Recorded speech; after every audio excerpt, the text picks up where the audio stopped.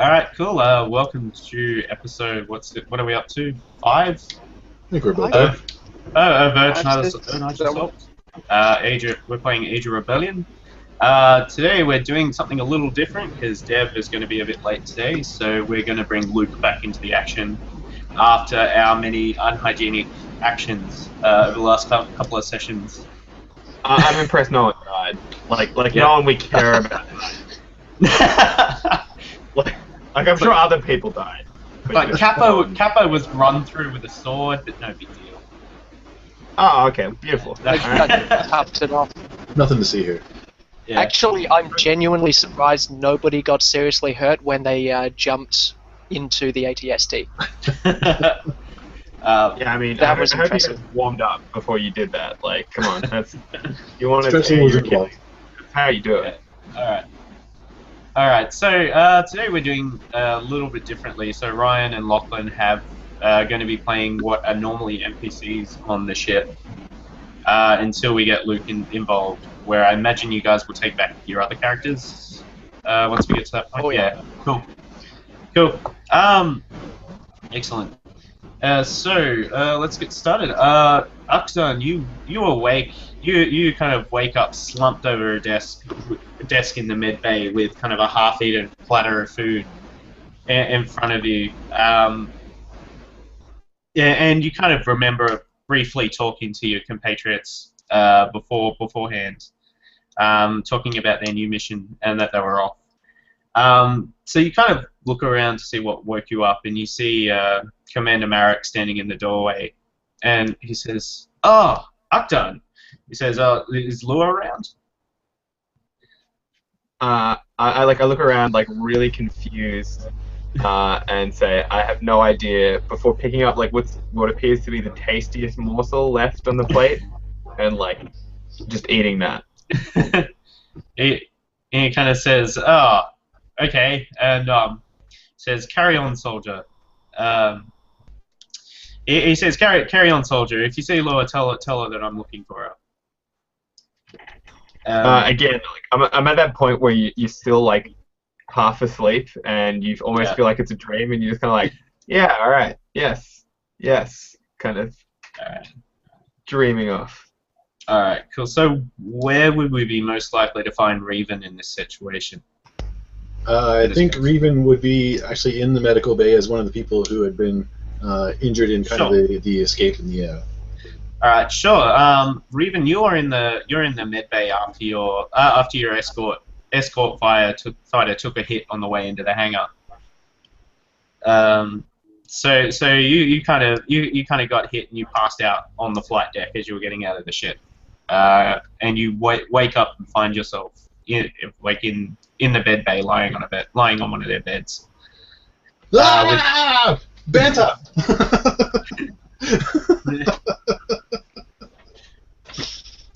But I'm presuming I just hear screaming at this point. What's going on? Where am I? Where's my ship? Is he like right behind me in like a bed screaming at this point? Yeah. So I take a good 30 seconds eating food before sighing and getting up. Because I presume, like in fairness, because I presume that before I fell asleep at my desk, I checked to make sure that you weren't about to die. So I know that it's just you freaking out. So I got time. Nice. We have so broken this medic. He's just jaded. No, I'm not jaded. I noticed that there are straps across my body. I'm critically overworked. There's a difference. Come on. Like. So as this kind of small Rhodian seems to be strapped down to this table, he's kind of doing the bounce, trying to make the bed kind of bounce towards where he sees this doctor eating food at this desk. So like, moves like two.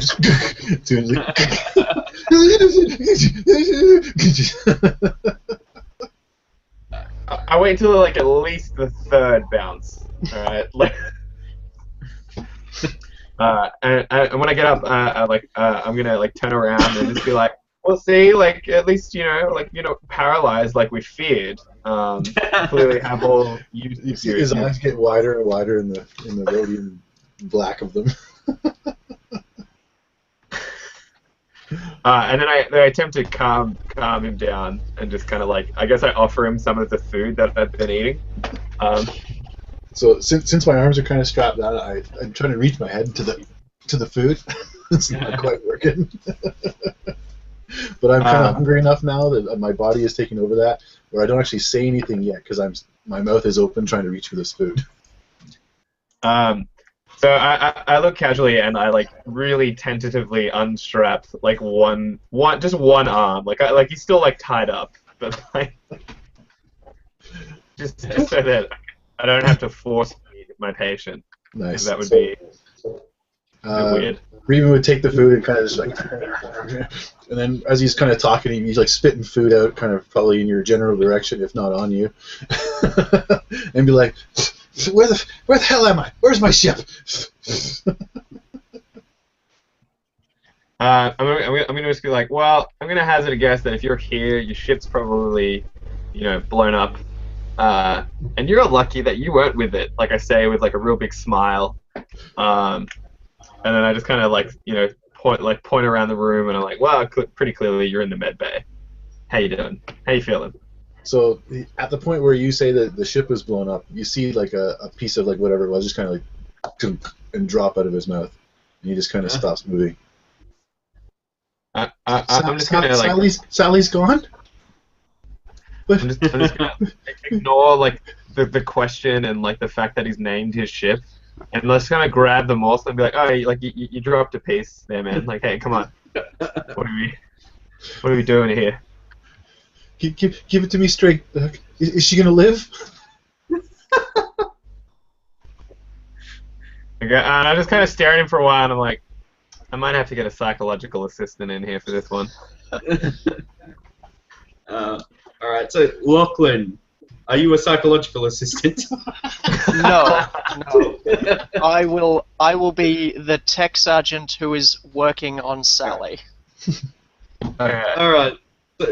So I think we kind of star wipe over to tech sergeant working on Sally.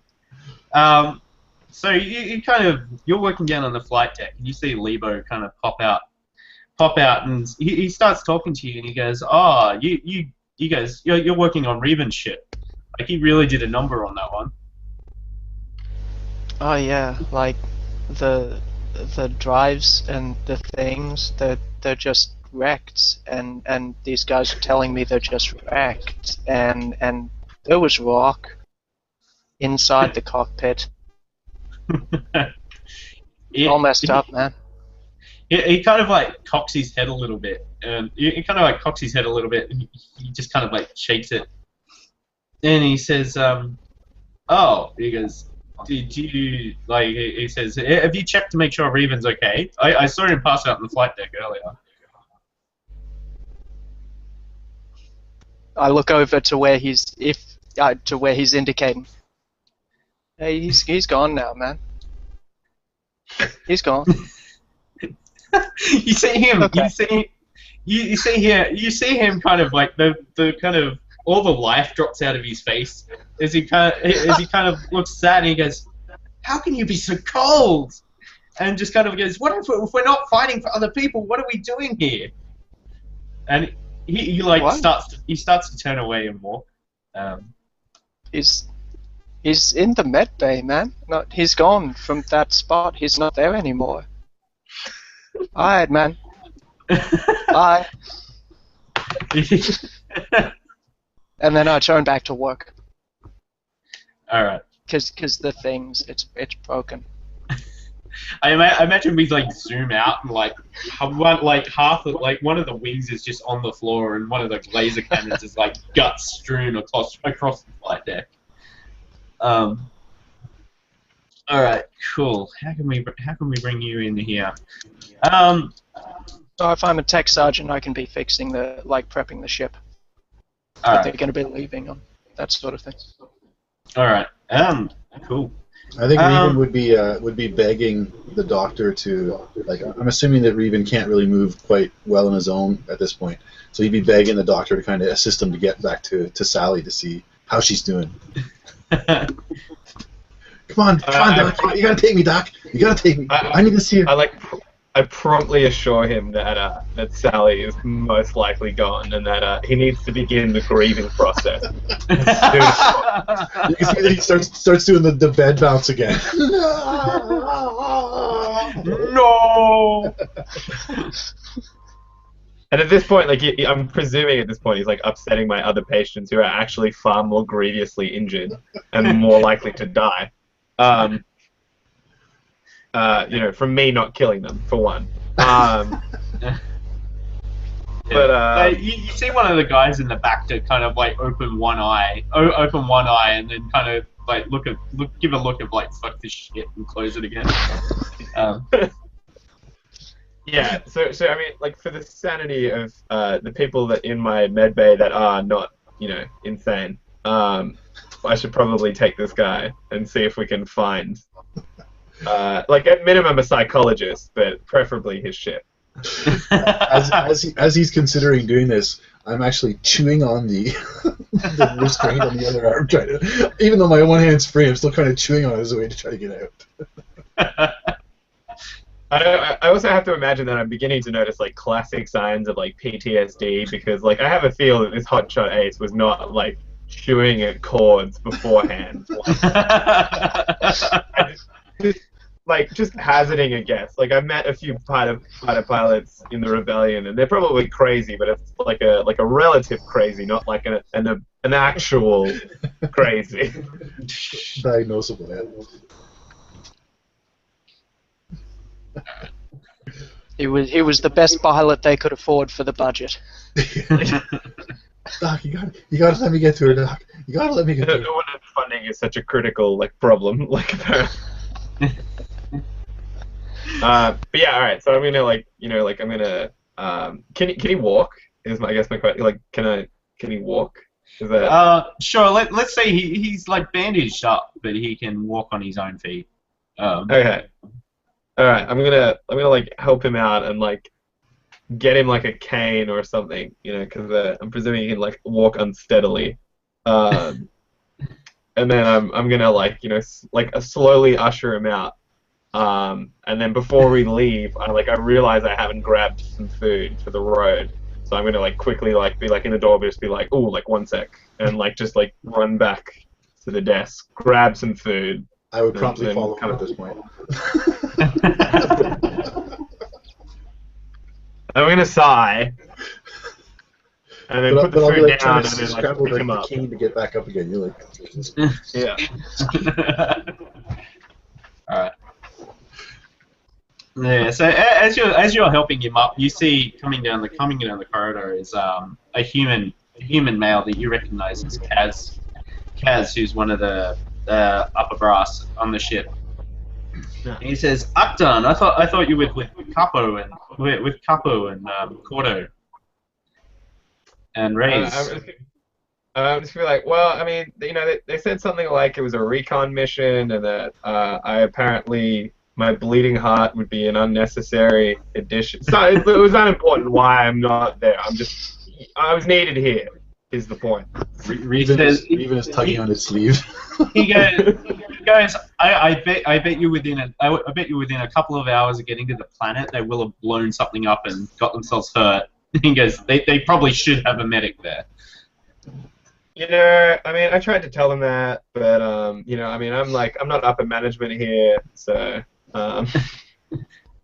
And he kind of like you see him kind of open up his coat and pull out like a data pad and like tap it a little bit, and he goes go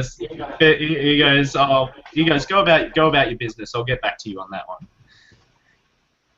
I'm gonna like grab Revan and like kind of like usher him. I'm actually like, as much as I'm I'm being prickly, I am actually tender and trying to make sure that he doesn't injure himself any further. And then like I'm gonna whisper like, man, I gotta get me one of them fucking data pads, man. Like, it seemed to solve a lot of less problems around here.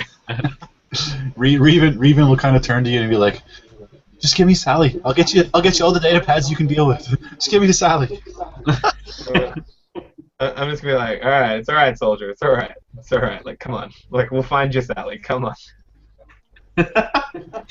All right. So after a tortuous journey with many people looking at you, you kind of get most of the I'm gonna way. give them all dirty looks, by the way. Like for everyone that looks at him like a freak, I'm just gonna like, hey man, he was out there on the line, like fighting for you assholes. No, he's like everyone's kind of giving you weird looks because Revan is like making it like get me to Sally, so it kind of looks like you're like with the cane, it looks like you're like kind of humoring an old man that's lost lost his marbles to dementia a long time ago, saying get me Sally. So a lot of people are they're kind of giving you kind of odd looks, like what's he doing on a military ship kind of thing. Can I like as this increasingly goes on, can I actually make can I make a med check? Because I'm more of a combat medic. So Sure. Mental trauma is probably not my specialty, but can I make a med check to see if all right, we're probably gonna have to get him at least minimum some R&R at some point soon. Sure. Go ahead. Alright, what am I rolling? What's the difficulty here? We'll say hard. Okay, great. So is it 3 or 4? 3. Okay. Clutch. Come on. Oh, I added a destiny, apparently. Alright. Success with an advantage. Destiny has disappeared from mine. It did. Oh, I think you cut out and came back in. That makes sense. I'm pretty sure it was like 7 light side. Yeah. For reference, anyone playing along at home, we had all dark side. It was a great roll. All right, cool. Excellent. So you kind of look at the way he's walking. You look at the way he's walking, and you kind of look at him and kind of scan him up and down and kind of like touch him and whatnot, and you realize like he doesn't really have that much wrong with him. Like it's just the splint holding his leg and forcing him to limp. Okay. So he can't bend his leg properly to walk properly, but he doesn't look too broken and battered. But what's my professional opinion going on his mental state? Because I'm worried. On his mental state. I'm increasingly worried. So he's obviously flustered and experiencing. What's a good one? Lachlan, help me out here. What, as flustered? Pre-syncope? Pre-syncope. That's a good word. Well, and it basically means the state before you start fainting, so lightheaded and nauseous, a bit woozy, that sort of thing. I'm missing Sally here, guys. I'm sticking with my initial PTSD assessment. He could also have anxiety, like a panic attack, that could also generate separation anxiety. Sure. Be real. Alright. So enough that I should be concerned is what I'm picking up from this discussion, this round table about our friend Revan. Yeah, he's Alright. Concern is so relative. Alright, so you kind of catch as you're kind of doing that, you kind of catch Lebo on the way through, and he kind of looks like he's seen a ghost when he sees Revan there, and he goes, Revan, you're alive, and like grabs your shoulder and he like shakes you a little bit. As I would grab onto him really tight, like right by the side of the head, and be like, "Where is she? Where is she? Is she okay?" He goes, chill. He goes, chill. She's got her guts all over the floor. Capo, what was your name again? Tech Sergeant Chen. I literally just stole the name straight out. All right, he says, Tech Sergeant Chen. Just like he said you were dead. And you're like, he seems to be trying to reinforce it in his head, and he's like starts touching your face and stuff. I'm not gonna lie, like as soon as he starts doing that, after like a couple seconds, I'm just gonna like grab his hand. I'm like, yeah, let's not be doing that right now. just trust me on this one. Yeah. And he kind of like looks at you and he goes, well, Sally's on the flight deck, her guts are hanging out all over the floor, but she looks fixable. I'm just gonna like look at it. It's like a kind of a happy tear. I'm gonna look at him perplexed, and then for like the first time in the entire moment that he's like been talking about Sally, I'm gonna work out that it's a ship. And I'm gonna be like, you know what? This makes a lot more sense now. And as I say, Reven's got this kind of happy tear, and he's like, "So she's gonna be okay." Is that what you're telling me? I'm just gonna pat him on the back, like, see, man, it's fine. She's just got her guts hanging out. Like, that's standard for a ship, right? Like, yeah. Sally's been through some rough times before. We can be fixed. I'm sure everything will be okay. And then, like, so I'm just gonna like point him towards, like wherever he's just come from, like Sally, like towards Sally. And as we're walking, I'm just gonna say to Libra, I'm like, has he been like this before? Is this normal? Like, how I'm trying to build like a workup here. Like, what's going on? And he says, oh, like, well, you guys, he's seen 3-2 as a duty in that ship. He's quite attached to it. I'm just gonna look at him like, yeah, but like quite attached, and like pointing towards Reven, like, and quite attached are two very different things, man. He kind of like he goes, I don't judge.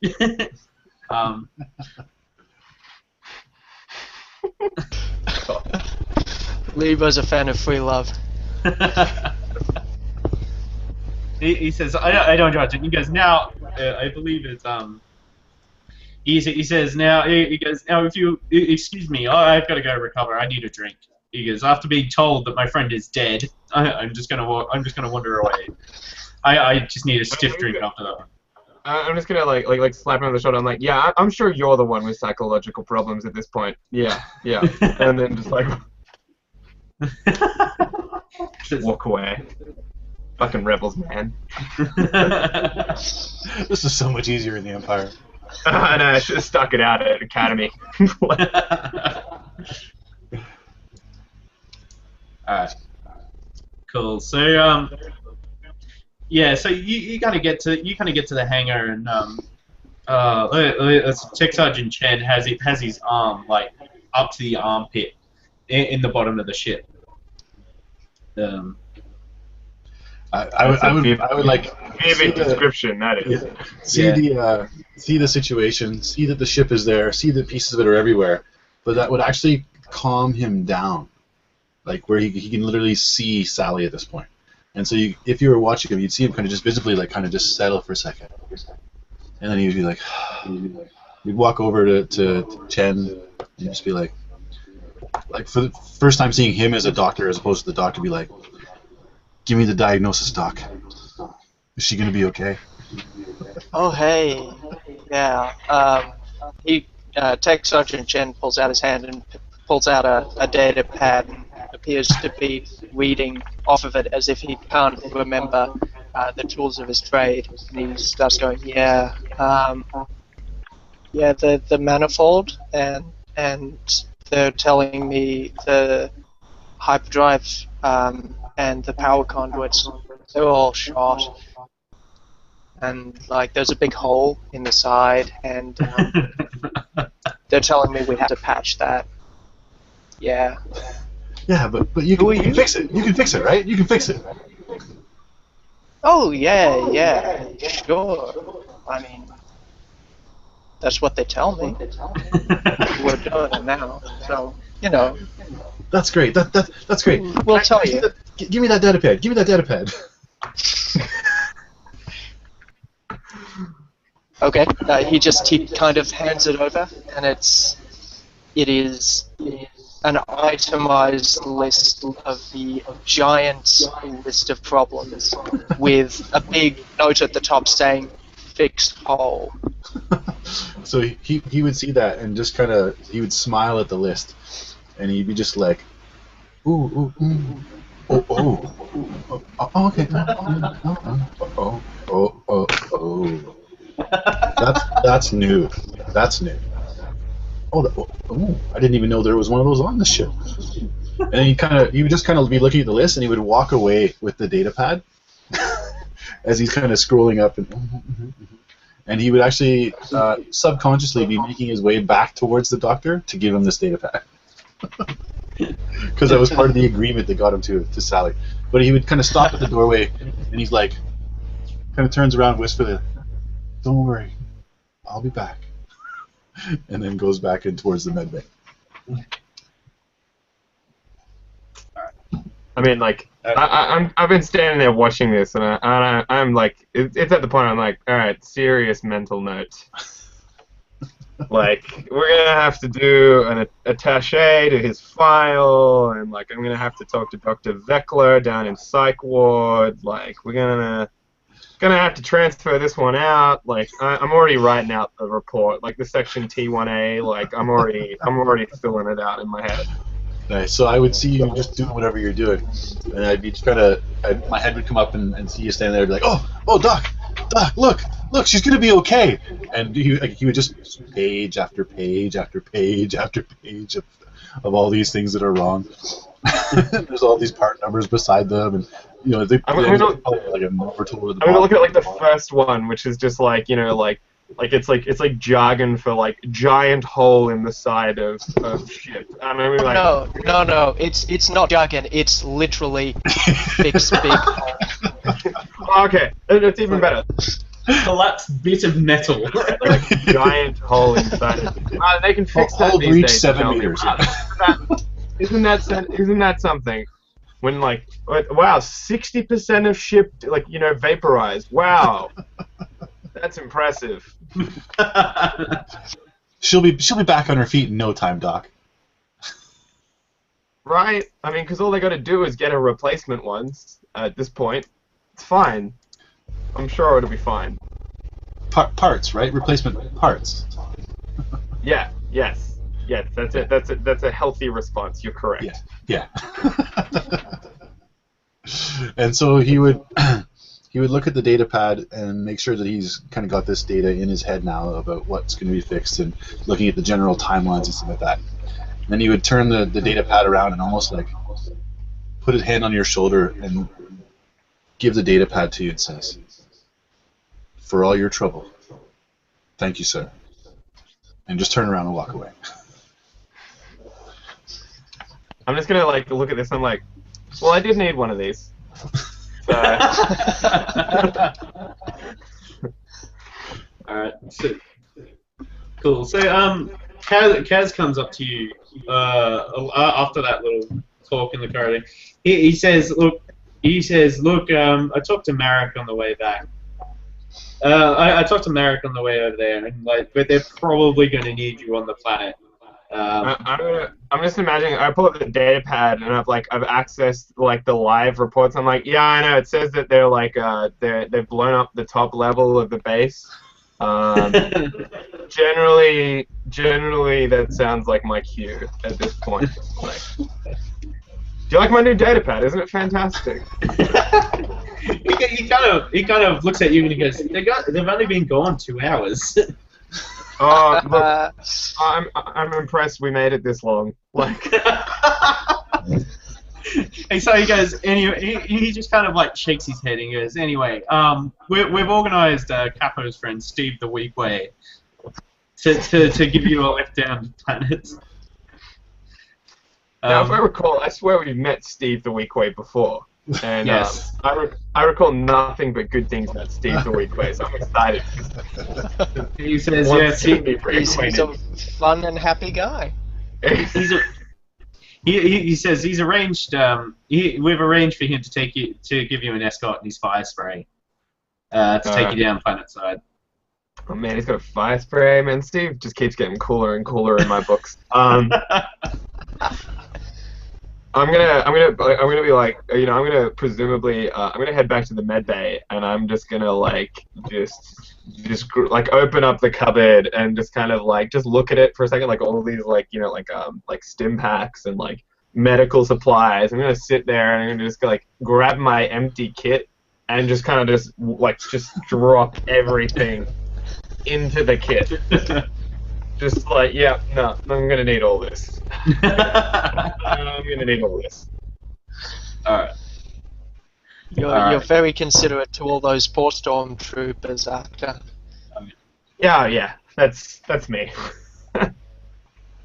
All right, cool. So we're just going to kind of skip forward a little bit after that, and we'll come back to you. You're in the you kind of touch down in the spaceport, and you're kind of surrounded by smaller vehicles around you as you kind of depart from the fire spray. I say goodbye to Steve. I'm like man, we gotta catch up sometime. He kind of after you had a wacky zany transit time with him. Yeah. Getting into lots of little adventures.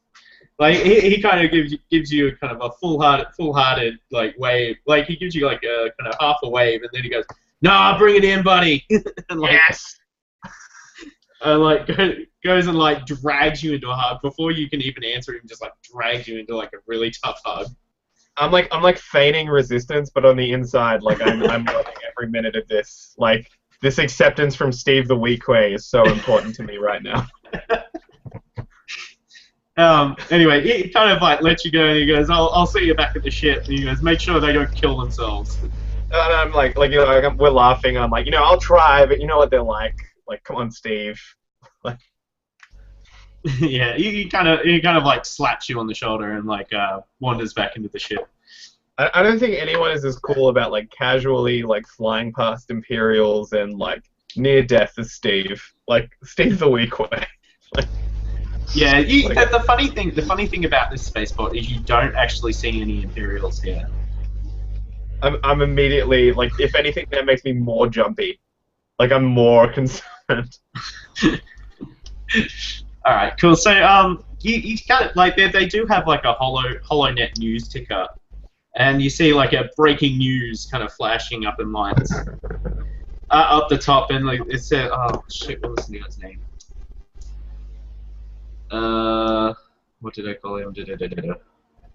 Oh, that's some poor. Oh, what did you call him? Yes, what did I call him? He had a name. That's the problem. I'm absolutely blanking on it. Brian Williams. The farmer. What was his name? Oh, did we get his name? I can't remember if he did. He did have a Can his name. backstory be one of those things where he has like 8 different names? You know what I mean? Like he's constantly Actually, changing. he was the brother of the people who owned the speeder that Capo peed on. Yeah, I wasn't there for that competition. Cool. Practically friends, really. Alright, so so you kind of see the ticker comes up, and it says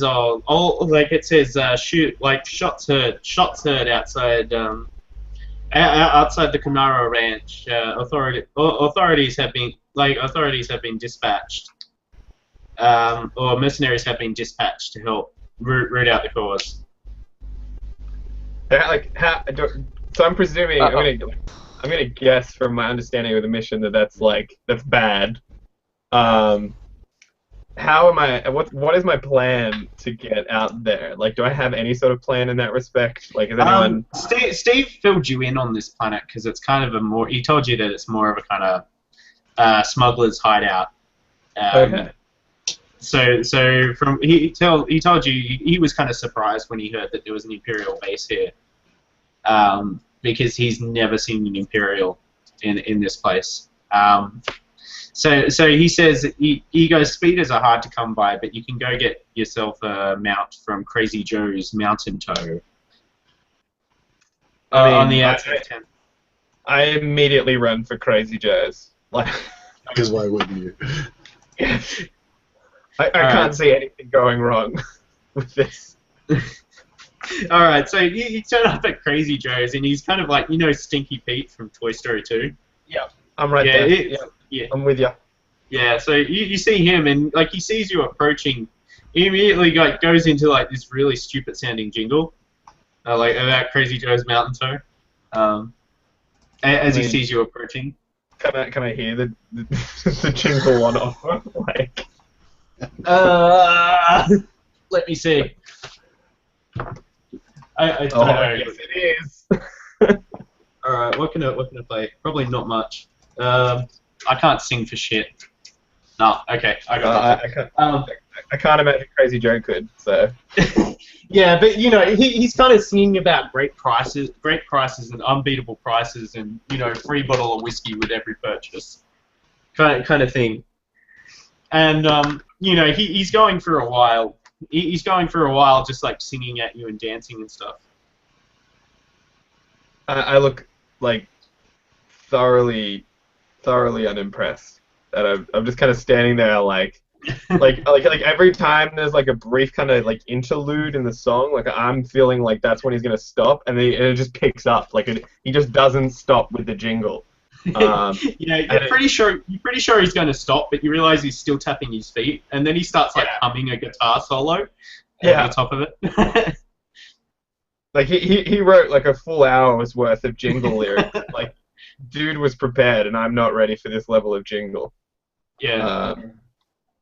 So I start eyeing up Crazy Joe's wares. Like, what's he got in the way of transport? So he's got some.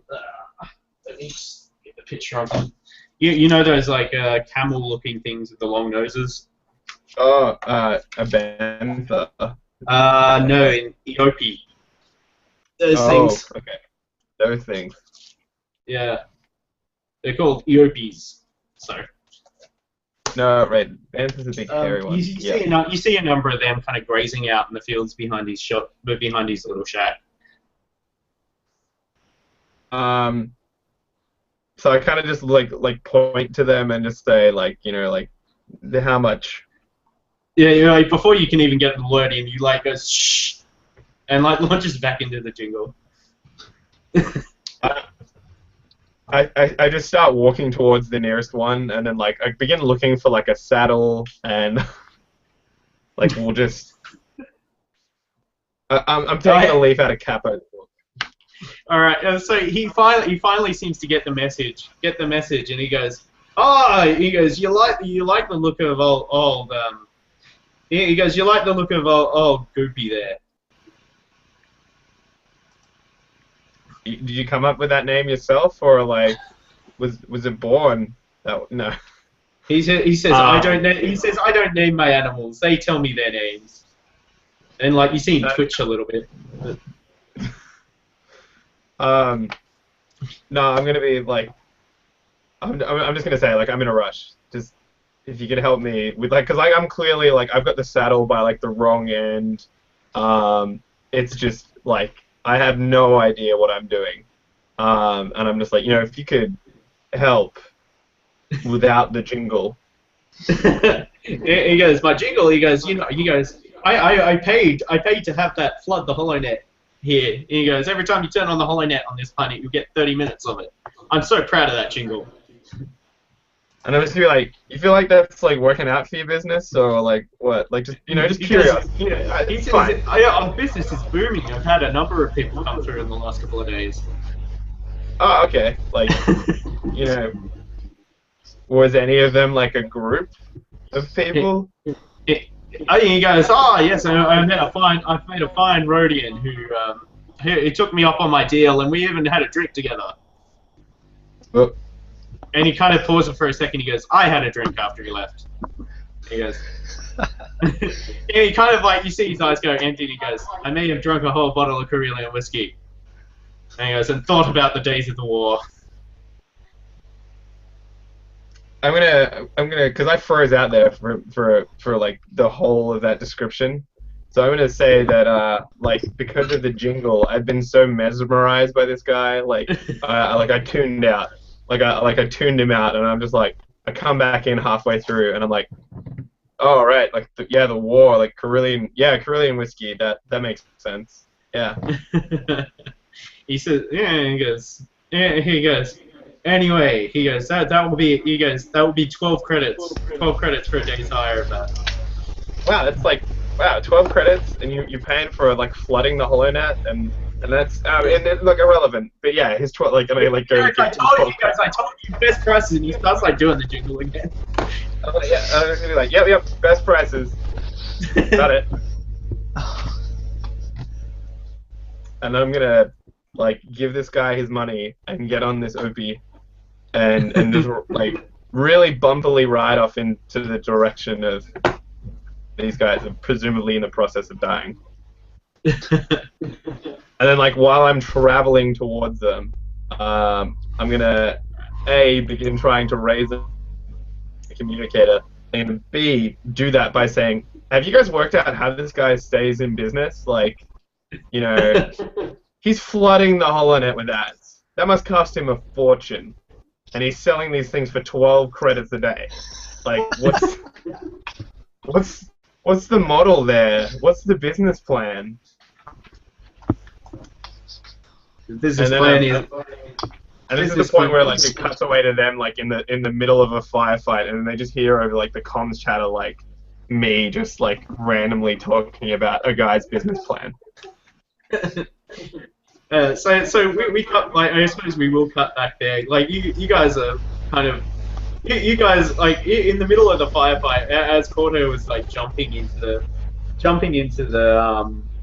ATST, you guys kind of heard somebody talking about someone's business plan and something about, like, the HoloNet ads and stuff. So we have Dev here, so I suppose we'll cut to that and get to the meat of this session. since Akdan is now with us. Cool. So while you guys were destroying the base, Akdan was diligently making his way up over the ridge into the canyon with the pillars where you guys were shot at by the sniper. Cool. So you kind of come, Akdan, you come across and you see like an ATST just like blowing the shit out of a building on the other side of the ridge. On the other side of a ridge, there's like in between you, there's kind of like these huge kind of Death Canyon pillar type things, and you see I immediately ride behind one, just like to get out of potential line of sight. Like, okay, there's an ATST there. All right. Cool. So in front of you, there's like these Death Canyon pillars, and like off way in the distance, you see like it looks like a canyon with a bridge to one side, and behind that is the ATST. So that is kind of what you guys see here. You guys are kind of gazing upon the ruins after having lied to the Empire about what was actually happening on the surface up there. How do you guys want to proceed? I think we threw a corpse down the elevator shaft, didn't we? Yeah. What? Did we? Why am I kind not? of accidentally. There was one of the speeder bikes crashed, and then the guy who was riding it, he kind of slid across the bunker, and then kind of went down the elevator shaft as our calling card. So, I remember us suggesting that maybe we should point a speeder bike down the elevator shaft and jam the throttle on at some point. I definitely remember that. yeah, I think a corpse preceded us though. We could still do that. Cool. Oh, I'm very enthusiastic about that. I think mean, definitely Capo something explosive or violent should go down the elevator shaft. Do we still Definitely. want to? Because we had them convinced that it was a weapons malfunction. Do we still want to do it quiet, or do we want to go full Rambo on this thing? Well, it was a faulty fuel line. That's what they believed. We think. So maybe the fuel line's extending down into the elevator shaft. Well, I just want to point out that you guys did manage to get them to scramble a couple of ATSTs on you. Yeah, I think our stealthy mode has been pretty much, at least in the local area, has been pretty much out of the equation. I'm imagining I'm seeing like this ATST like gazing over the ruins of this upper level base, and I can hear them over the comms like, "Do you think we can still pull this off sneakily? Like, what do you? what do you reckon?" Yeah, this is after So yeah, two of us are still sitting in ATST, and Raaze has pulled up on his speeder bike, I guess, next to us, and Yeah, so Korto says, how do you guys want to proceed? Oh, we got ruins of a Chuckles bunker. tied up over there. Yeah, Raaze would take off his helmet for a quick second and just kind of brush his hand back, getting away some of this action sweat that's built up from the intense combat that's gone on here in the last few minutes. And would he have caught the action of Akdan on the comms, or would he be still too keyed up from everything to have made notice of that? Luke, I'm looking at you for that one. What do you think? Man, I feel like you guys were having too much fun to notice me like coming in on the comms. Like I'm sitting there talking economics, and you guys are like, you're one step above like the whoa, we're the speeder, man. Guys, an ATST! Quick, blow up the hangar! What? What's on Channel 5? I don't know. Yeah, Turn that off. Not important. Fair enough. So basically at this point I'd say, well, looks like we got two options to get ourselves in here.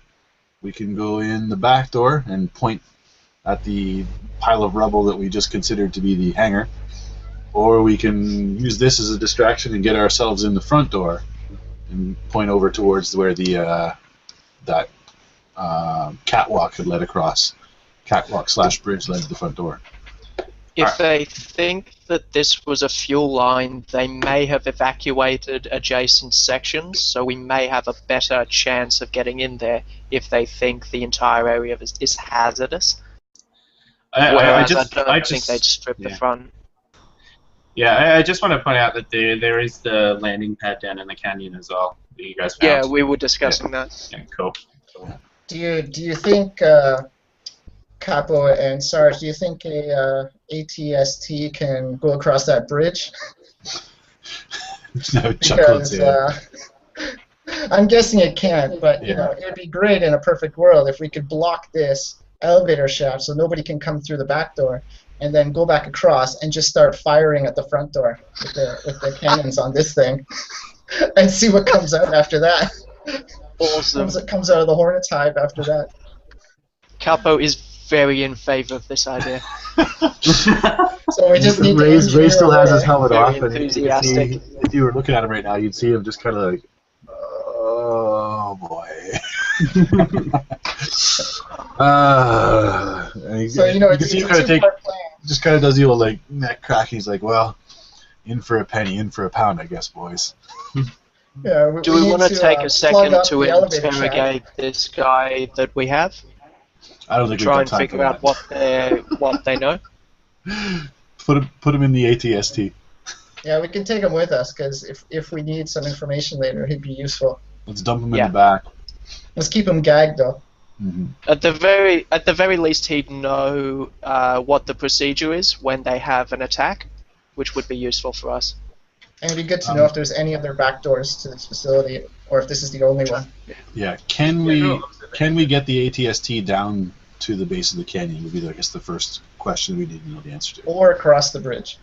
Has there been a mission where we haven't interrogated someone violently? Just like general. We've only had. I'm sorry, the comms are breaking up there, Akdan. I can't. We switched channels. We're on channel 7 now. My mistake. Like. We switched from the Imperial education channel What? to military comms. Fading out. What? Torture him. Okay. Yes, I've done. Yes. Yes, I was like on it. So could we get the ATST down into the canyon? Or across the bridge. Or across the bridge? Like the canyon seems to go off for a while. Like it was a long kind of river that cut this out by the looks of it. So it stretches down pretty much as far as you can see. You're not entirely sure whether this bridge could take the weight of the ATST. It's not like it's not like a full kind of Durasteel bridge. It's more of a kind of it looks like a makeshift Yeah, it one. can take speeders, but it can't take an ATST. It'd be dicey. Mhm. The apes Okay. will live forever. Can ATSTs jump? What's the top speed of an ATST going across that division? I just imagine like a jackass style ATST stunt. Like they set up like a ramp and like run it up the top and go, look, watch this, jump this. At the edge.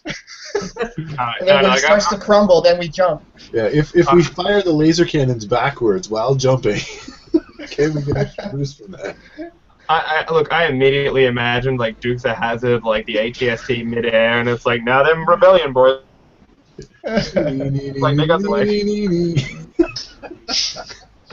Well, our other plan was to fly one of those speeder bikes across the gap into the front door with thermal detonators attached to it, and then I guess we have to go through the back. We have to go through the shaft ourselves. Yeah, I think we our best used up alternative thermal detonators to blow up the hangar, though. Did we? Yeah, because we only had the one. Okay. Back and Okay. We rammed a speeder bike into the hangar with one inside. Okay, so all we've got is a couple more speeder bikes and ATSD.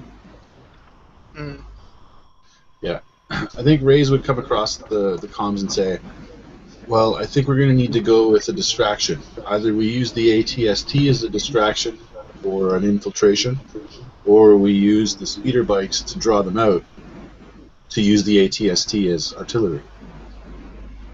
What are your thoughts on that, boys? Can we angle the ATST so it fires into the canyon? Does it have that capacity? Yeah, Or capabilities? you'd probably be able to. You could probably angle the guns. Like they do have that kind of functionality. Okay. Yeah, I wasn't sure if they just shoot laterally or whatever. No, I think they kind of go like that. And when it needs to shoot like that, it moves the head. So.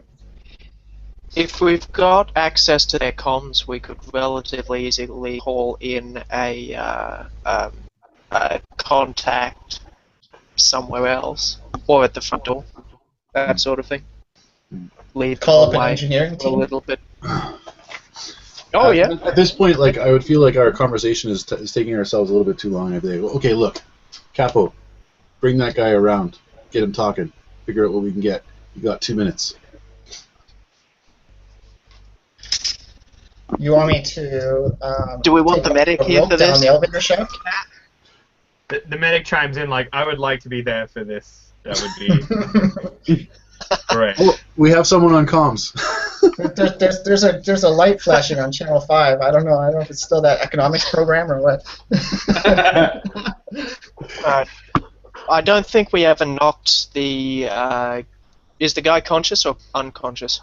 He was unconscious. He was unconscious. Yeah. Okay. He was Anybody from the kind speeder of while it was moving. Okay, so like basically, Korto's gonna park. It's already parked when we ended the session. It's parked with facing the shaft, elevator shaft, into the bunker. So Korto will just jump out at this point, and I think Capo's gonna jump out too.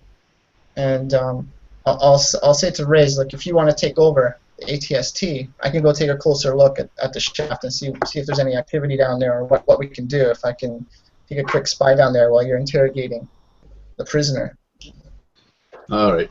Hearing you say that, and hearing we have that Akdan is kind of chiming up on these things, and we make the connection that he's now in vicinity. I think that since the ATST is already parked where it needs to be, Raaze would take you up on that. He would climb behind the guns of the ATST and send Capo and Akdan out for the interrogation. Giving Capo the order that if the interrogation seems to be going too long or is going to impede our progress in any way, to take care of things.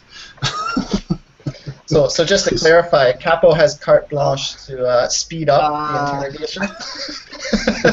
That's what you're saying. It was quietly. Gonna get my list of horrifying ideas out. Yep. Hold on, I've got a 74-page PDF file. I actually have it on my I have it on my data pad. He's opened it up as like a manual for torture. Like Yeah, torture.com, Capo has released a rebellion at large. It's like, I refer you to section 72Z, where I have made sure that this is absolutely not in compliance with any of the rules of engagement from the rebellion. GalacticEmpire.com/torture. My 5th issue of a self-published magazine, Torture Today, where we have an interview. Capo's on the front cover, by the way. Like Every issue. Every issue. giving one of these. So Raaze would basically say, bottom line is this. We're going to have a lot of visitors very soon unless we figure out either A, which way we're going in, or B, which way they're coming out. We don't have a lot of time on this. So figure out what you can. Limit is about the next 3 minutes if we can get them conscious and figured out. Otherwise, we're making ourselves a move. So do what you can. Do you want me to watch the? Do you want me to watch the canyon entrance, or while you watch the elevator shaft? Then is that better? So we can see if anybody's coming out through the canyon. Yeah, I want you to recon what's going to be around there if we're going to have to make our way through there, because like I would mention that our kind of last ditch effort might be to just lock the blasters on the elevator shaft and have it continue firing while we walk away from the ATST. Okay, so I'm gonna stay on this side of the ridge where my comrades are, but I'm gonna move to the edge and keep an eye on the entrance that we saw before.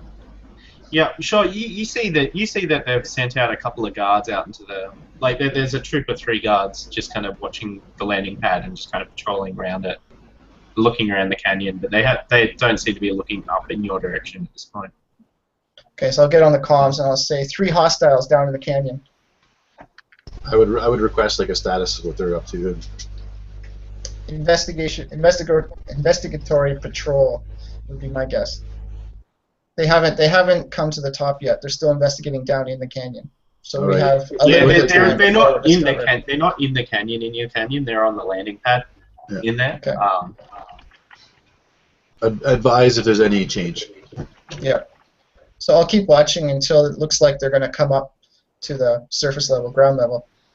Capo, timer's running. Okay. Akdan, I need a shot of adrenaline, some water, please. I just look at him. I just kind of look at him, and I'm just kind of like I've come in on my hoopy or whatever it is, and I just kind of stare at him. And I'm like, all right, I'll let you do the torture bit, but like at least let me do this bit. Oh, I just need him away. And then so like I'm like I understand that, and then so like I go to get an adrenaline shot, and then I just no. kind of, Oh, sorry. No, I'll need the adrenaline shot for later if he passes out. and I'm like no, I got that part, and then I just slap the guy across the face like wake up. Like he kind of spits on the ground and he kind of goes, who the hell are you? I hit him. As he kind of like comes to and realizes he's tied up, he goes, "Oh, you bastards!" I hit him in the gut. As soon as he starts offering any sort of talk back, I hit him in the gut. All right. So that he's out of breath, so I can talk. Can you roll me a roll? Sorry, roll. Let's see how well you do it. So. If you fail this, he has abs of steel. He annihilated it. Yeah. Yeah. It's just 2 purple for that one, and I think you're 4 green for roll. Actually, it's 2 yellow, 2 green. Yeah. Okay. Cool. Cool. Either way, I succeed. All right. Cool. Excellent. Threat. That's what I was waiting for. Cool. So you immediately shut him up with a sucker punch to the gut. Okay. I grab his face and I look right in his eyes and I say, "You were attacking this base. You know exactly what we need to know. You are going to tell me, or I'm going to take this vibro braid, flick it on, and then shatter every one of your teeth with just the vibrations. Go." He says, "Whoa!" He goes, "Whoa! He goes, no. He goes, they got a lab up top. He goes, they got a lab up on the top floor. He says, he goes, I just live on the top floor. I patrol the base. I don't know what's going on in that lab. Does that sound like enough to you, Akdan? That doesn't sound like what I asked. I asked for what is useful to us. I'm just gonna look. And at then I this guy start to kind of wheeze tight to try and get his mouth open and bring the knife closer to this tooth. Alright, This can one. you Flick it on. give me an intimidation check? I'm going to fail, and this guy is going to. I don't know. I not mean, be I feel like happy as a Akdan's result. intimidated. So. Alright. Intimidation. Yeah, so 3 purple. Which one was in? Was it coercion? Coercion, yeah.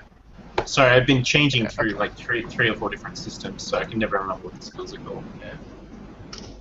Yeah. Alright.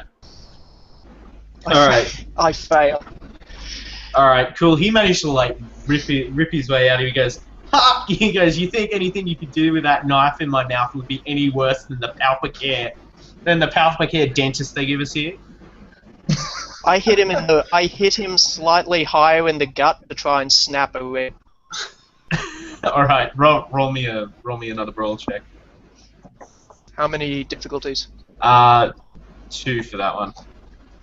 I'll give you a disadvantage from that threat. Sorry there. We're just 1 black as well. Okay. I'll Just roll the black by itself. Just Just roll the black by just roll the black by itself. Alright, cool. So you still succeed. You snap his rib and you hear the air just like leave his lungs as it crunches in, and he's kind of as like torn between and as screaming he and trying is to breathe. exhaling, as he is exhaling, and his mouth is open and he's stunned, I hold the vibro blade right against his right incisor until it shatters under the vibration. Alright, cool. Cool is not necessarily the word I would have used for that, but alright. Alright. I told him I'd do it. Alright. Guardian of my word. Can you roll me an intimidation check with 2 boosts? Against his 3 purple. I fail my will save. Like. Come on, man. This is Oh no, you've got a black in there. Get rid of the black. okay. Sorry.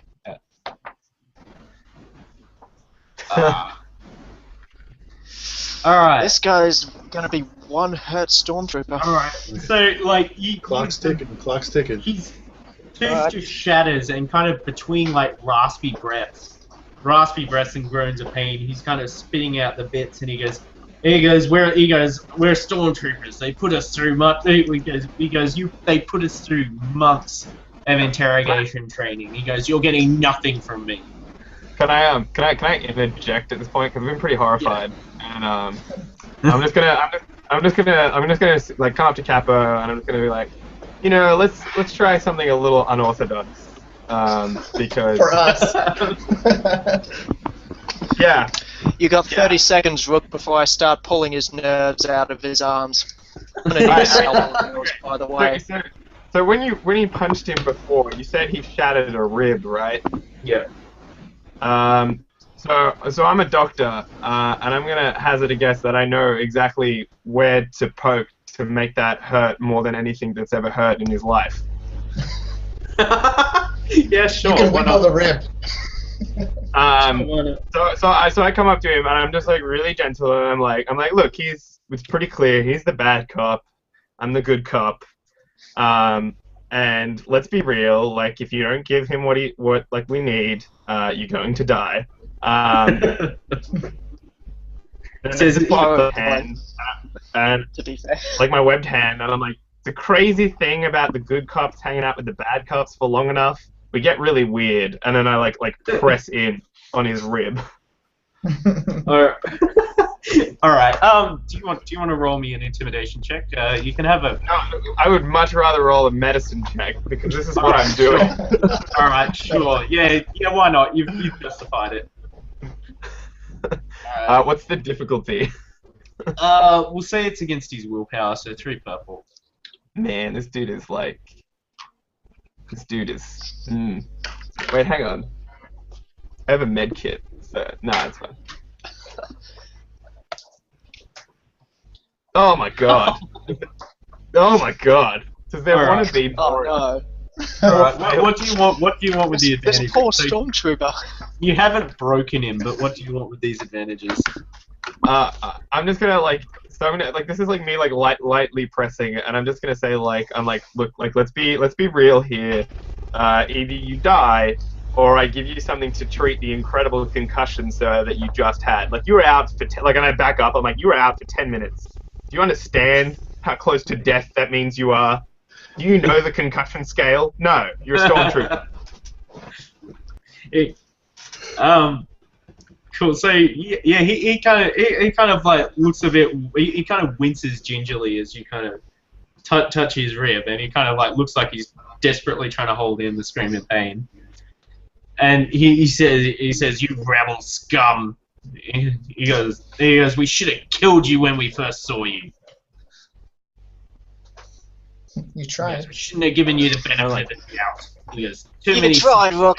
Alright. Unless you're going to hit his rib again. No, not going to take too long. I start pulling down his pants. Oh, no. I walk away at this point. I'm like, all right. I'm not as good at being a bad cop as I thought, so I walk away. Did you want anything with those advantages, or just going to get boosts? Just give boosts. All right. Cool. I get his jocks off and aim my... Now it seems like you don't value your teeth. I don't have time to go digging for your nerves. These are much closer to the surface. And if this vibroblade can shatter your teeth, I do wonder what it'll do to you poor boys down here. Let's make a deal, mate. He kind of... okay, roll me an intimidation. You can have 4 boosts for that one. I really hope this works. Against otherwise these this not going to be yeah, happy. if you fail this one. Yeah, okay. 1 threat. Oh. 1 threat, alright. I think between you've racked up enough threat. Alright, so he kind of stoically just stares at you in the face as you activate your vote. I imagine you activate it, moving it closer to his... Alright, so you kind of didn't realize how close you were to his testicles. Like, he's hanging trumpet. And you kind of like just lop them off in one fell swoop before you even realize what you've done. So he kind of like screams in pain and kind of like rolls around on the ground before he just finally blacks out from the pain again. Look, I need that adrenaline shot. Akdan is AWOL. Akdan left, he said. Left. He's just like, fuck this shit. Alright. I grab a piece of hot rubble and sterilize the wound by holding it against the blood flow. Alright. Cool. So, Korto, you kind of see that, you see the troopers kind of, they've kind of satisfied with what they can see in the canyon, and they've kind of moved back into the, through the door again. Okay, so they've gone back inside? Yeah, they're going back inside. So I'll get back on the comms and I'll say the 3 guards went back inside. There's no sign of alert. Can you just roll me a perception check? Yep. Probably two purple and a step back for this one. Okay. Okay. 1 failure. Or no, threat. 1 threat, sorry. Alright, cool. It was just a perception check, don't worry about it. Cool. Never mind. So I didn't see anything dangerous? This was hearing something. This was hearing something. Oh, okay. That's fine. I didn't hear something dangerous. Yeah. So as they're kind of picking up and walking away, the wind picks up. The wind just picks up and like whips at your ears, and you can't really hear what they're talking about down the bottom of the canyon. Okay. Cool. Yeah, so I just went back on the comms and just reported that in, as before. Cool. All right. What's Raize doing in all of this? Raize is just training his eyes on the elevator shaft itself, sitting behind the guns, but he's got this kind of clock running in his head, and the clock is very rapidly approaching 0. And he would after hearing the last report from Korto, he knows that the window is quickly closing when they have to actually make an action. So he says, calls through to Capo and to Akdan and says, "Last chance. We're out of here. As soon as you got something or nothing, we're moving in 30 seconds." And Korto will just add, if you can at least find out if there's any other exits, that's the most vital thing we need to know. All right, cool. So so Akdan has walked away. Yeah, I'm like walking to the nearest other character. That would be the ATST. Did you Once leave there's the adrenaline shot? flying testicles and cauterization happening, it's time for Akdan to go. Not my forte. Actually, yeah. Would the stormtrooper have woken up from the cauterization pain? Possibly. Like I think he's probably pretty out of it after having his teeth smashed and his testicles cut off. So I can't imagine he's in a very good way psychologically. Which is actually helpful, in a way. Are we the good guys? Well, Like I've been in the question. We're greater good Welcome. guys. It's the greater good guys. Welcome to moral We're relativism. the ones that, we're the ones that get to do the dirty work, so that other people can be the good guys. That's right. All right. So, is he awake or is he asleep? We'll say Or is he he's passed kind of slipping in and out. He's kind of like on the edge there. I try.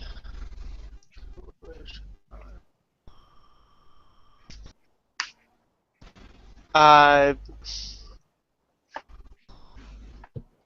he's right at the edge. Can I toss something in his face, like water or something like that? Try and shake him out. Sure, why not? Cool. So you splash water on his face, and he kind of like he comes to enough that he's looking at you.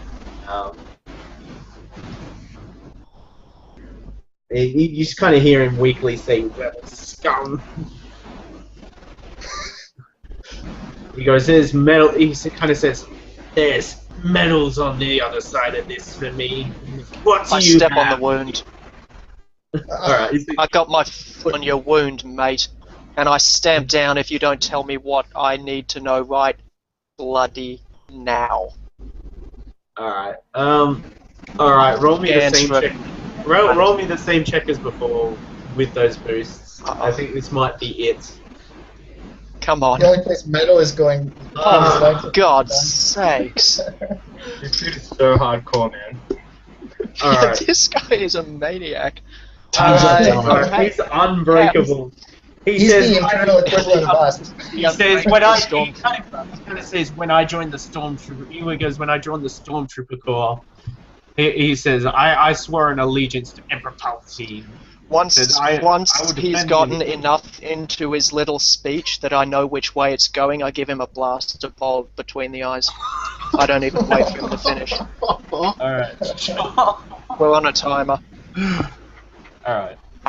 Korto will get on the comms and say, so, are there any other exits? Sorry, boss, couldn't crack it. Time's up. This guy had balls of steel. Wrapped up in there. Okay, then I would call back. Okay, I need 2 guys back in the ATST, and I would climb out. And I say, I'm already like climbing up. yeah, here's my proposed plan.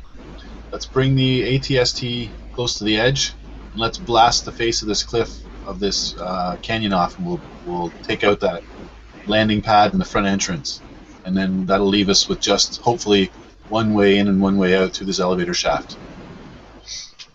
I think we're on the wrong side to hit the actual entrance, but I think we can hit for sure the landing pad. Steven, Yeah, if we can how's take that out look? the you bridge, can that's take attached the to landing entrance. You could take the landing pad. Yeah, because So we the could get bunker enough entrance is built into the actual ridge, and I think we're on the same side as that ridge. Yeah. So yeah. Yeah, but if we take out the Take out the ramp bridge that and the comes landing out pad. at any point, Yeah. it'll block it. Definitely. Yeah. So then I would jump down from there, and then I would take up a sniping position on the elevator entrance. All right. And Sure. Korto would say, Sarge, permission to investigate the elevator shaft for activity. Done. We need a visual on what's going on down there. If it's Yeah, accessible, and I'd say- if anything's coming up. And I kind of almost regret saying it, but I'm like, Akdan, get on the movement, and Capo, get on the guns. Korto's going to wait until the ATST is not facing the bunker and the elevator shaft before he goes towards the elevator shaft. He'll wait till the ATST turns first. I imagine I do that thing where it's like you forget that you have reverse on, and like so you got to go forward, and you just like back it up a little bit, and I'm like, whoa, gee, sorry, my mistake. It's good to have you back, Rook. Yeah. All right. Cool. Capo, can you give me a gunnery check to see how much you blast the shit out of this landing pad? And I am desperately hoping that I do better in this than I do in my interrogation. I'll give you a boost. How for many that. difficulties? 2 purple, Sorry? but you'll get a boost. 2 purple, but you'll get a boost because you can probably take your time Okay. at this point. Yep. You've technically Huzzah. used the guns before. All right, cool. So, yeah, none of you are really in a position to be able to see it, apart from the two in the ATST. So you guys just hear this massive, explosion followed by what sounds like metal cables snapping as the landing platform just falls into the darkness of the canyon. Awesome.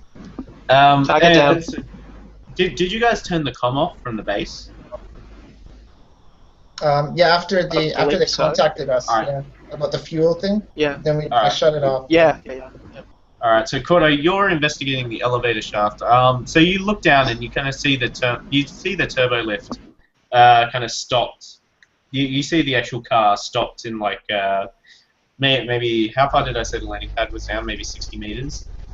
Maybe 60 meters down. You see the car stopped underneath. And is the corpse that flew in there? Is it on top of the turbo lift? Yeah, you see it kind of like it's a very broken corpse, kind of like lying on top of the car. Okay. So I'll report that and I'll say, it looks like it's undamaged, right? So far, like turbo lift looks relatively undamaged. Yeah, it's got some rubble on it, but you can't see any major damage on it. Major damage. The cable itself is intact, or I guess it doesn't have a cable, right? It just operates Yes. electronically. Okay. So I'll say, yeah, it appears like there's minor debris, and the corpse has so far been undetected or unmoved anyway. So we can descend into the elevator shaft if necessary. Does the lift still work? How do turbo lifts work? Make sure. How does it work, or does it work? Does it work? Does it Magnets. still function? It's a vacuum lift, apparently. That doesn't make sense to me, because...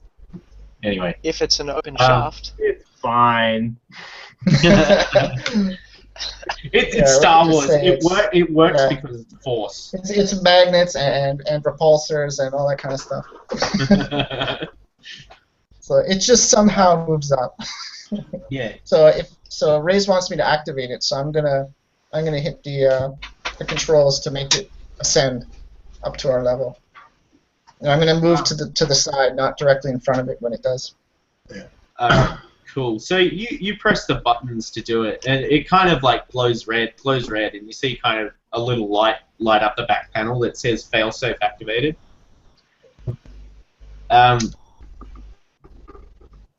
Yeah. So where you were, like the turbo lift has been where it would have stopped has kind of been completely destroyed by the explosions around it. Okay, so it can't actually ascend to our level. Yeah. So it's been deactivated. Yeah. It doesn't Okay. look like it's been deactivated. It looks like part of the safety mechanism has stopped anyone from doing something stupid with it. Okay, so I'll just report. Yeah, the safety control has been activated and it can't ascend to our level. We'll have to go down or override the safety controls if you want me to try to slice into it or something. If we go down, is there an exit? I think we'll have to go down and then go through some kind of hatch to get into the actual lift itself, and then try to exit through the appropriate floor that we can reach. All right, Or we try to override the safety controls and bring it up. I'd switch over to Capo and Akdan and say, how successful were you with making that entrance not be an issue for us? Entrance is gone, boss. Okay, so as far as we Which know, is we've gone. got one way in, one way out right now. Yep. Unless Alright. they get grappling equipment and go down the face of the cliff, yeah. Down's okay, I'm just worried about them coming up behind us. Alright, I guess we have to work our way inside, gentlemen. Find this lab and at the very least bring out somebody high in the chain. Yeah. So- The only information I was able to get out of the guy was labs on the top level. Well, that's at least a bonus for us. Alright, gentlemen, quick and dirty it is. Is there any way we can get a secure, quick message back to command, or some contact that we have to just report that there is a base and that we're going to infiltrate and investigate? Your ship would probably have long-range comms, probably more difficult on planet. Okay. Unless somebody has a long-range comm link with them. But, Okay. So, yeah. So what's our plan for the lift? Do you want to try to rig a climbing gear, and go down to where the lift is and try to get in, or try to override the safety controls and bring the lift up to where we are? What's your assessment? What are you thinking, Sarge? all right. Good. Is anybody near the cliff face? Raize, I think you're at the cliff face, aren't you? Yeah, nearby there. Again, Can you roll me a perception check? Alright, I can do that. Well, the ATST is still there as well. Yeah, so three purple and a setback. The wind's quite high. Okay. This doesn't sound good.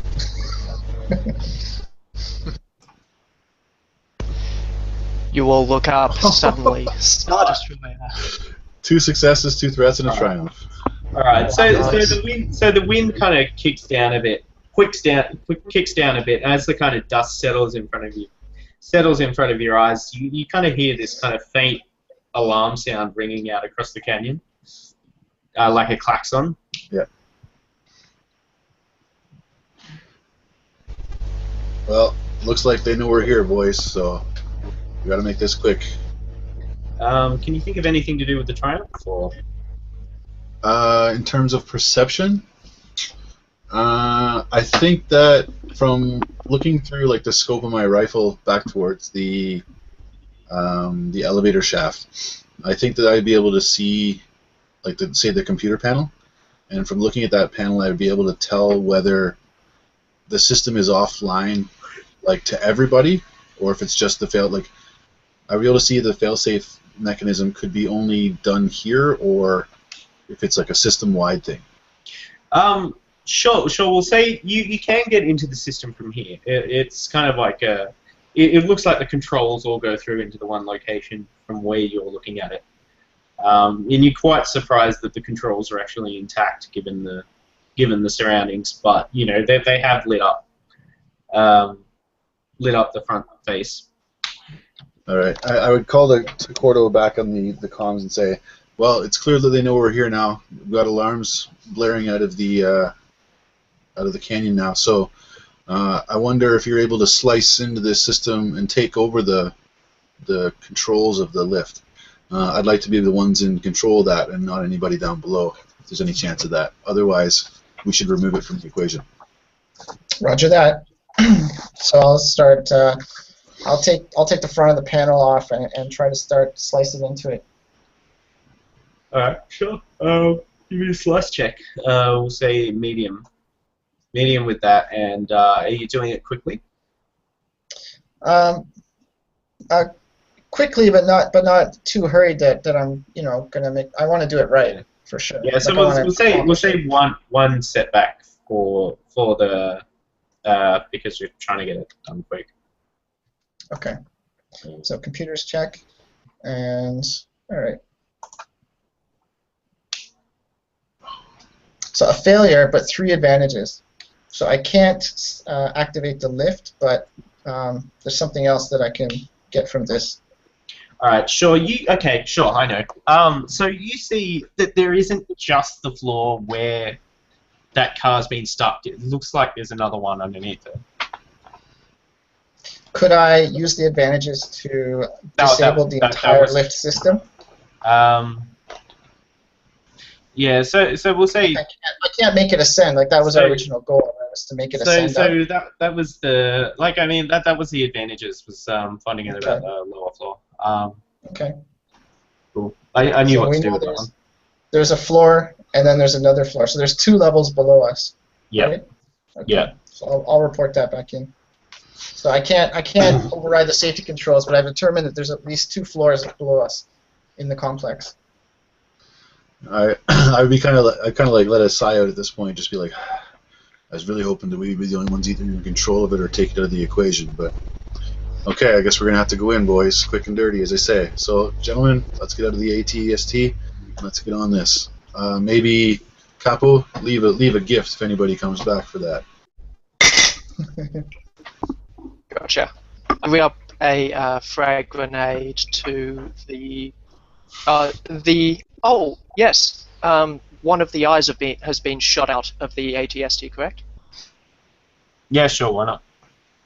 Well, yeah, because we. I shot through and killed the guy. Yeah. Raaze sniped someone through it. Yeah. I think they're just kind of blast shield flaps. Yeah. I get Akdan to get out. I close the hatch, attach a frag grenade, so if someone opens it from the outside, then it pulls the pin, and I just wriggle out the blaster hatch where we kicked the guy out of. So you're doing Call of Duty World at War, every thing you find in that game. I'm channeling my spirit animal of a World War II era Japanese private. Yes. All right. Cool. Cool. So excellent. So where are you guys gonna go from here? So I would say Capo and Korto, you guys take the lead. Akdan, and I kind of look over at the dead stormtrooper, and then kind of look up at him again, give a little shrug, and say, "Moral support." Right there.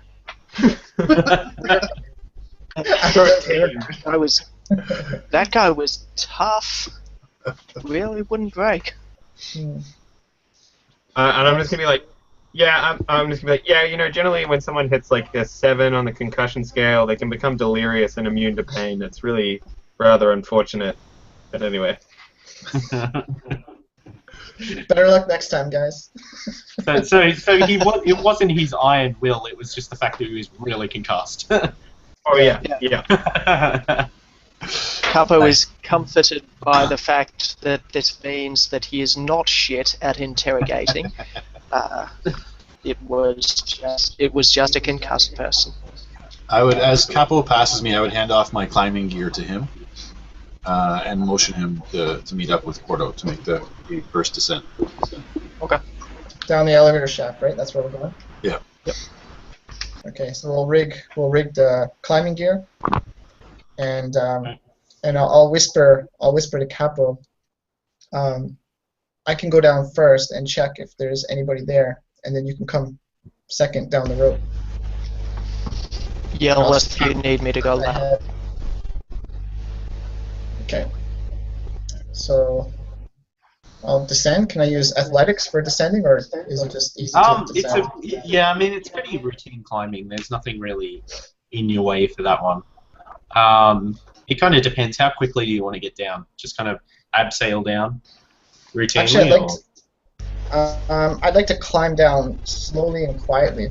Like my goal is to climb down silently and stand on the top of the lift silently, and then I'd like to sense if anybody's nearby. All right, sure. Nearby the elevator shaft. All right, give me either. You can either do stealth or athletics. I'll let you choose here. I'll definitely take stealth over athletics. All right, cool. All right, cool. So can you just give me against 2 purple and black for that one? Yep.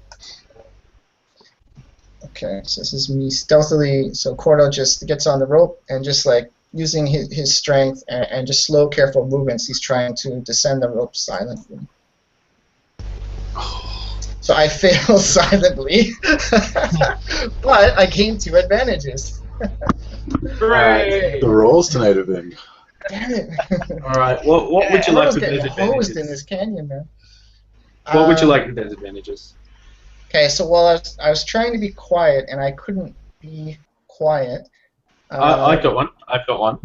How about you see that the panel, like, it has rubble and just shit all over it. They're not going to be able to open it from the inside. Okay.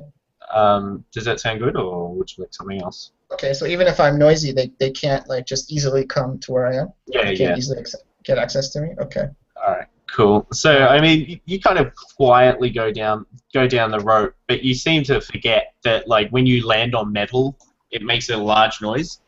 If you that's what I was trying to. Yeah. Yeah. So you kind of slip at the last moment and kind of clang down on the metal. Cool. Can I reach out with my feelings and see if there's anybody nearby? You hear some yelling. You hear some yelling on the other side, underneath you, but you can do the sense check. Okay. So Korto just freezes when he makes the noise and he hears the voices. He just freezes for a second, closes his eyes, and just reaches out to the force and just sends his senses out. And let's see what he finds. Oh, of course it's a dark side. Do you want to use it? No, because I already heard voices, so I know some multiple hostiles are there, and I don't need necessarily to know more than that. All right. So you're kind of distracted. You're kind of distracted by this, by the fact that you've been found. And it kind of throws you off, and you're not able to concentrate properly. Yeah, I can't. I just feel like the dark sky shrouded this area when I'm trying to sense. Yeah, the force does not will it this day. Mm-hmm. I can't penetrate the dark side. Cool. So what are the others doing? Well, has he made any sign that I need to come down blasting? Because I was the one with the other. Yeah, so I would report. Yeah, I would report up to just over the comm, really quiet, and just say multiple hostiles below, and then I would say, but the lift is blocked. The hatch is blocked. Right, Steven? That's what you said. The hatch is blocked. Yeah, the hatch is blocked from top, so you can clear it. You can clear it away if you want to. Really noisy though. Raaze would give it like a sigh, like, man, this day started out so well. And he's like, okay, well, bottom line is we got to get inside. We've only left ourselves with this entrance, or at this point, scaling down the cliff ourselves, and I think that's going to cause us more trouble than it's worth. So, and I kind of gesture over to Capo, and I say, looks like you're on. Yep, Roger. Capo's our best can opener. Yeah. Yeah. So, all right. the I shall rappel down and start shifting the heavy things. All right. So yeah, I'll move to the side, stand back against the wall, so he has enough space to do his thing. Yeah. I would motion to Akdan and say, like, so, Mr. Peaceful, are you in the fight with us today, or what? Hey man, I'm always in the fight, until like one of you gets hurt, and then like my real reason for being here comes to the fore. Come on. I kind of give a smile at that, and they say, so then at this point, you might want to take out your blaster and point it at the new hole that's about to come open. I just like look at him and then like pointedly set up my med pack first, and then I kind of grin and say, "Cool and deadly." And I would aim at the point where the hatch is going to open. all right, yeah. All right, Raaze, you hear rocks sliding from behind you. Yeah, so that was what that roll was. They were trying to sneak up the top. You hear rocks sliding down the cliff behind you. I would immediately like do a quick comm and turn, like contact rear, and I would spin to try to acquire target. All right. What are your orders? Do you want Capo and I still here, or do you want us up to assist? I would say at this point, I need you guys to keep working on what you're working on, because we're either going to need an escape back down into the base, or we're going to need to get in there anyway, because that's our mission. So see what you can work on down there. If we have to, we can always close the hatch again, but that seems to be either the way in or the way back. Roger that. Capo and I will proceed with ringing the doorbell. All right. Cool. So, Raaze, you see troopers. You see a couple of troopers kind of like pull their heads just up above the ridge line, and kind of like realize they're spotted, and they yell contact. I will fire. Cool. So we will roll initiative at that point, I think. Okay. Oh, that's So I've seen them. So is that cool? Or Yeah, sorry, I've seen them, so it's vigilant. you were ready for them. Cool. So you other guys, you're clearing the hatch. Mm-hmm. Cool. So I'm just standing back and giving Capo the space to do what he needs to do. So when by the time this happens upstairs, like you guys hear, you guys manage to get it clear and open up the hatch. So you guys can roll initiative as well.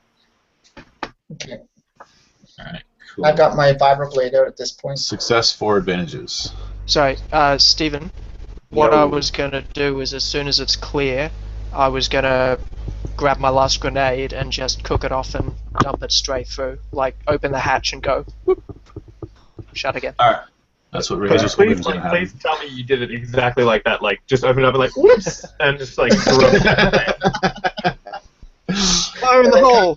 Rolling your sparkler, bitches! Kaboom! Korto can't help but grinning back. He's young. He's having fun with Capo. All right. It's Cool. important to have a sense of joy in life. Yeah. All right. They're both men of action. All right, Capo and Korto, can you just give me initiative? Cool. Or vigilance yep, for us, cool. in our case. Cool. Cool. You guys would be cool. You guys are cool. Success and 2 advantages. Cool. 1, 2, 3, 4, 5. All right, so it's all you guys, and then the NPCs. They didn't roll that well. Yeah. Hooray. All right, cool. I would like to fire, and he would like to drop the grenade. So, right. whichever order you'd like those to happen, There's I'm okay. slot 1 and slot 2. Yeah. All right, cool. Slot 1 and 2 are decided, so you can decide which one you want to have first. Whichever. We'll sort out Raaze first. So you see kind of 4 troopers poking their heads up over the top of the hill. So you can give me, or over the top of the canyon. So you can give me like a, how far away are you? Did you say medium range? That would be my guess, yeah. Yeah. So cool. Yeah. So make me a weapons attack with medium range. Okay, I will use my true aim, of course, for the sniper shot, and I will fire. And this will be magical. Yes, 3 successes, an advantage, and a triumph. Wow. Can you sniper shot with like any, or true aim or whatever, with any gun? Or does it have to be Any ranged. heavy? I'm pretty sure it's any ranged thing. I'm not 100% sure. All right. That's awesome. All right. So how much damage is that? It's going to be 12 damage. 12 12 damage. Alright, cool. Yep. And is there any way that I can knock him off the face with my triumph? Because of course it would be fun if he. Yeah, sure. That's a crit. You can knock them off. So you managed to make short order of 2 of them. You kind of get off a couple of rounds and get one through the head, and like as he's falling, he kind of like out of reflex, goes to grab one of his comrades and like drags him off the cliff face with him. 1 shot, 2 kills. Alright, cool. Capo, can you roll me a ranged light? Fear grenade. It should just be 1 purple, because you're just kind of popping it down the shaft. Yep. Oh, for crying out Oh loud. god. Alright, so you pop the frag grenade and you No hear failures, no successes, tons of advantages. Okay. Alright, so I'm gonna say that you pop the lid, pop it down, and like close it. You hear the bang, and you realise that you didn't look to see if the door was open first. Oh. Well, there's 3 good things that happened. I'll take it. Elevator clear. So other than that, what would you like to do with those advantages? I don't know. Open, I guess, reopen the hatch so I can sort of cover Korto when he goes down. Sure, like an That's extra what I maneuver. aim to do. Yeah, I could say to Capo, did you see if there's a cover position next to the door of the lift, or does the door lift all the way? You know, does the door open all the way to the walls, or is there a bit of cover? where you Actually, can yeah, stand I'll use it for noticing that. Yeah, is Alright, that cool? Sure. There's a little bit of space off to the side that you could use to get kind of minimal cover. Just don't breathe. Okay. Yeah. Just be glad that you didn't make some like hypersexualized big busted character. You know that wouldn't be working in your favor. Cool. So 2 more PC slots. So Korto and Akdan. Okay, well, all Korto needs to do is sheath his vibro sword. He's going to take the blaster out of his hip, and that's just strapped to his leg holster. And he'll just, when Capo opens it up and tells him, you know, yeah, there's a spot there, then he'll just slip through and get into that cover position to one side of the lift door.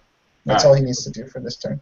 All right, cool. So you see the frag grenade has kind of blown enough of the door off that you can see how many guys are out there. You're pretty sure you see at least 5 or 6 out there as you rush to cover. All right, cool. Is it 5 or 6?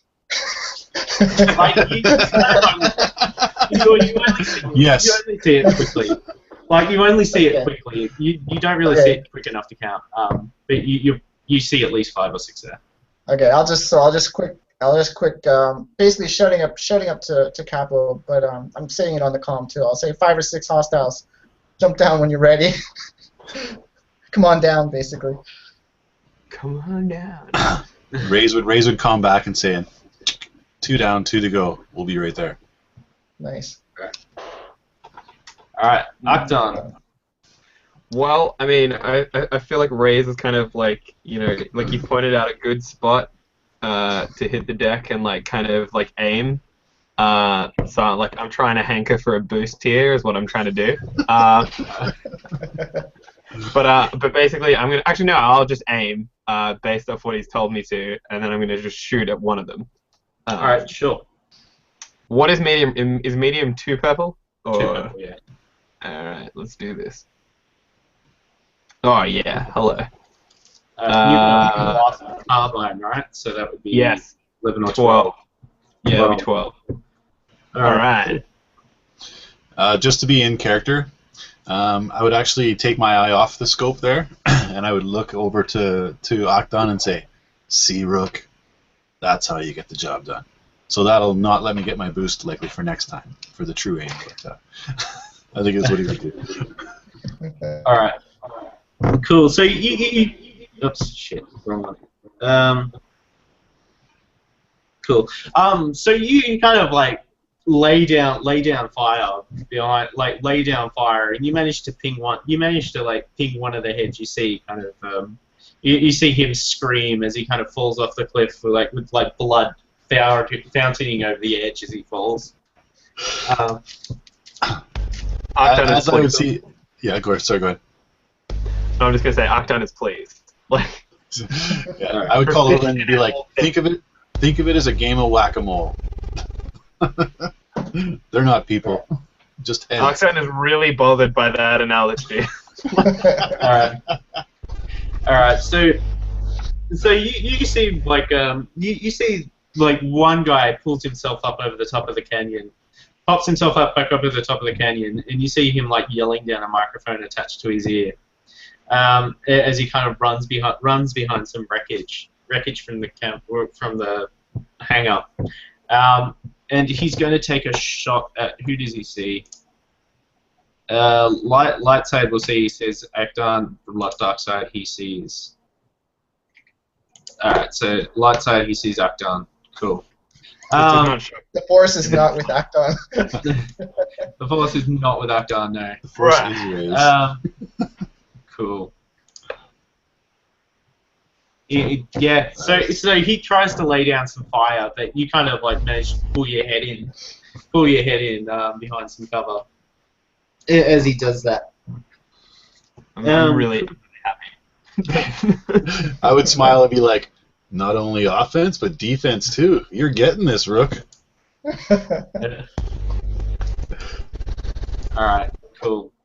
So Korto, as you're running to cover, some of the troopers will take a shot at you. You mean when I just come in the shaft and then move to the side? They're gonna shoot at me? Okay. Yeah. So half of them open fire, then the other half from the other side. So just because of the angle, actually no, they probably can see you. Do they have thermal detonators? Oh, sorry, frag grenades. I hope not. Oh yes, they have frag grenades. Cool. Awesome. Well, maybe Alright. character next week. Alright, cool. Good thing our medic's back on site. Alright, Yeah, so you see them run up to the edge of the. You see them run up to the kind of side of. You see an arm kind of like poke around the corner and like throw a frag grenade in. Yeah. If this was my D&D monk, I would deflect missiles. Alright, Unfortunately, cool. Korto can't do that. So that's 9 damage. You're lucky because he doesn't activate the blast. Wow. So I just eat that in the face. None of that goes. So yeah, it kind of like rolls to your feet, and before you get a chance to kick it away, it kind of explodes. It kind of explodes just behind you and throws you into the wall. Don't you feel lucky about that happening? Come on, like. I feel super lucky. It could have been much worse. Yeah, sure. Yeah. So that just rocks Korto and for a lot of pain, and he just slams against the side of the thing, and yeah, he's got like blast burns on his body. Yeah, and part of him is charred right now. Rai's hearing the explosion and be like, "What the fuck was that?" Yeah, and he just hears this ringing in his ears right now. All right, so we're back up the top of the order. Threw up an arm, but he still like took the blast. Yeah. So we're back up the top of the order. All right, Korto, do you want your revenge first? Yeah, sure. Okay, so how does Stimpack work, Steven? Is that an incidental, or does that count as a full action for me to pop a Stimpack?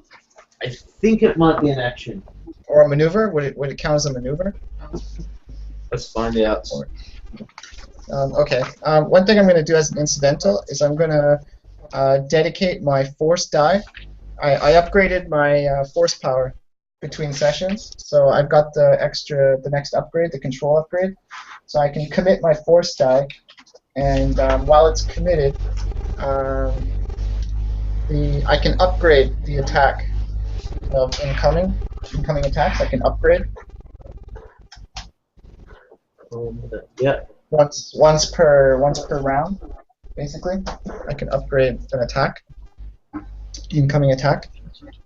Could be useful. So yeah, so I'm going to do that. It would have been great if I could do that for the grenade, but it's too late. And then Steam Pack, and if I can still get cover, I'm definitely going to move to cover. Do you want to just say like Yeah, let's just say like because I got rocked that I can't really react combatively right now. Like I'm just gonna be like pretty stunned, and I'm just gonna pop the Stim Pack and commit my force die. I'm not really in the condition right now to like counterattack. Yeah, it looks like an action. It looks like an action because doing first aid is an action. So that's cool. I'm okay with that. Cool. Cool. Well, we've got the rest of you. Yeah. Akdan, take this last guy out so I can get down there and help out. Alright, I'm on this. So he's ducked behind some cover. So it's medium range in a black if you want to take a shot at him. Alright, I'll give it a go. I'll aim. Mate, motherfucking Akdan to the rescue. Alright, so you kind of fire off a bevy of shots, and like the cover he's standing behind just disintegrates underneath all of this, and you just mow him down with your carbine. So as the sergeant is like dropping down, I'm just gonna say like, yeah, you know, because that makes sense. So like a guy just got blown up. Let's not send the medic down. That's fine. Exactly. It's not really safe right now to come down here. It'd be really great if Capo could come down here. Capo, do you want to go next, or you want me to? I can if you want. Do we Korto have wants. anyone? Korto wants. I'd probably be able to get to Korto before you could, so I'll drop down and enter that fight, I think. So, Stephen, what am I looking at down there? So you're down in the lift car. You're down in the lift car. Still above the lift, so I haven't entered the hatch yet. All right. So you saw the explosion that kind of burnt Korto to a crisp. Yeah. But I took a Stim Pack and I'm looking a little bit better. Still charred, but I'm like my eyes are a little bit more focused and less glazed at the minute. Just kind of like trying to shake it off. How hurt are you? I was pretty hurt, but the Stim Pack helped. So now I've got superficial burns, but I've got the you know,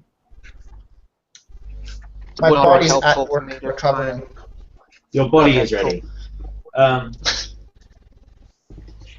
many people are down there? Five kind or of six. Yeah. So you kind of see 6 from where you are. So I can see them from where I am. Well, no, you saw 3 of them run past the door to throw the grenade.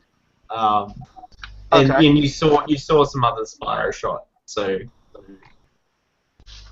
Okay, I will jump down and take position on the opposite side of Korto in what little cover there is. Sure. You see the guys like that Yep. lob the grenade in, kind of standing there. They're in cover from Korto, but like you've got a clear shot over from where you are. How close are they? Short range. They're like right next to you. They're right next to me. Can I stab them with my sword instead of the gun? Yeah. If you spend strain to use the maneuver to pull it out. You have to go out though. You want to go out? I think you can just drop the gun and pick it up later. Alright, I shall do that. I shall spend a strain and stab a stormtrooper. How many difficulties? It's just 2 from the lead check.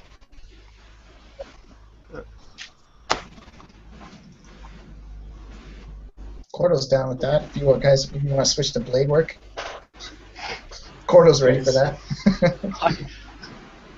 I succeed. A lot. Alright. How much is Succeed that? at stabbing. 'How much damage is that? A vibro sword is... 6 damage and has 2 pierce and vicious. Vicious isn't vicious isn't useful. Right now, no. And, pierce, yeah, 1 pierce. No, Alright. sorry, 2 pierce. 2 9 pierce. damage. So Alright, it gets cool. rid of 2 soak. And then Alright, so you kind of like stabbed one guy through the throat. You managed to like, as you kind of like rip the sword through, you clip another guy who kind of like yelps in pain as he grabs his arm. Cool. So like the guy you stabbed through the throat like drops to the ground. Cool. So we got the last 2 slots. So, Okay, as an incidental, I would call down and say, can you see them if you're still up on top of the hatch? Do I have a shot from the top of the hatch? I would call that down to Capo and on the comms. no, if I don't I think so. remember correctly, I saw them run by, but you couldn't see them from the Yeah, top. you have to come in and then shoot out. Yeah.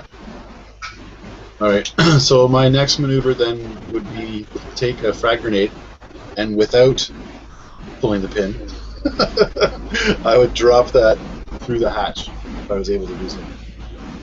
Alright, sure. Just down to Korto, or Yeah, oh no, wait, no, Korto Korto. or Capo, like just Alright, so it's Korto. Capo's out of the elevator shaft right now. yeah, like that's what I'm saying. I would drop it, try to put it through the hole into the elevator that you guys are standing in. Alright, sure. Can you just give me a ranged light check? Just to see if you can drop it through the hole. Yep. 2 difficulty. Just 1.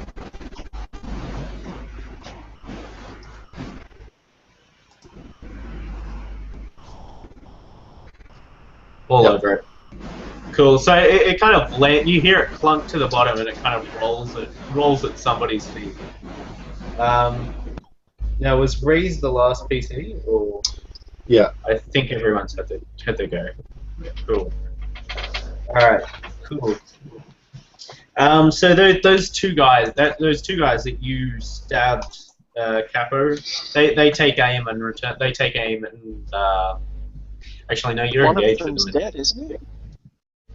Yeah, one of them's dead. So there were three standing there, and so you kind of stabbed one and clipped the other on the way through.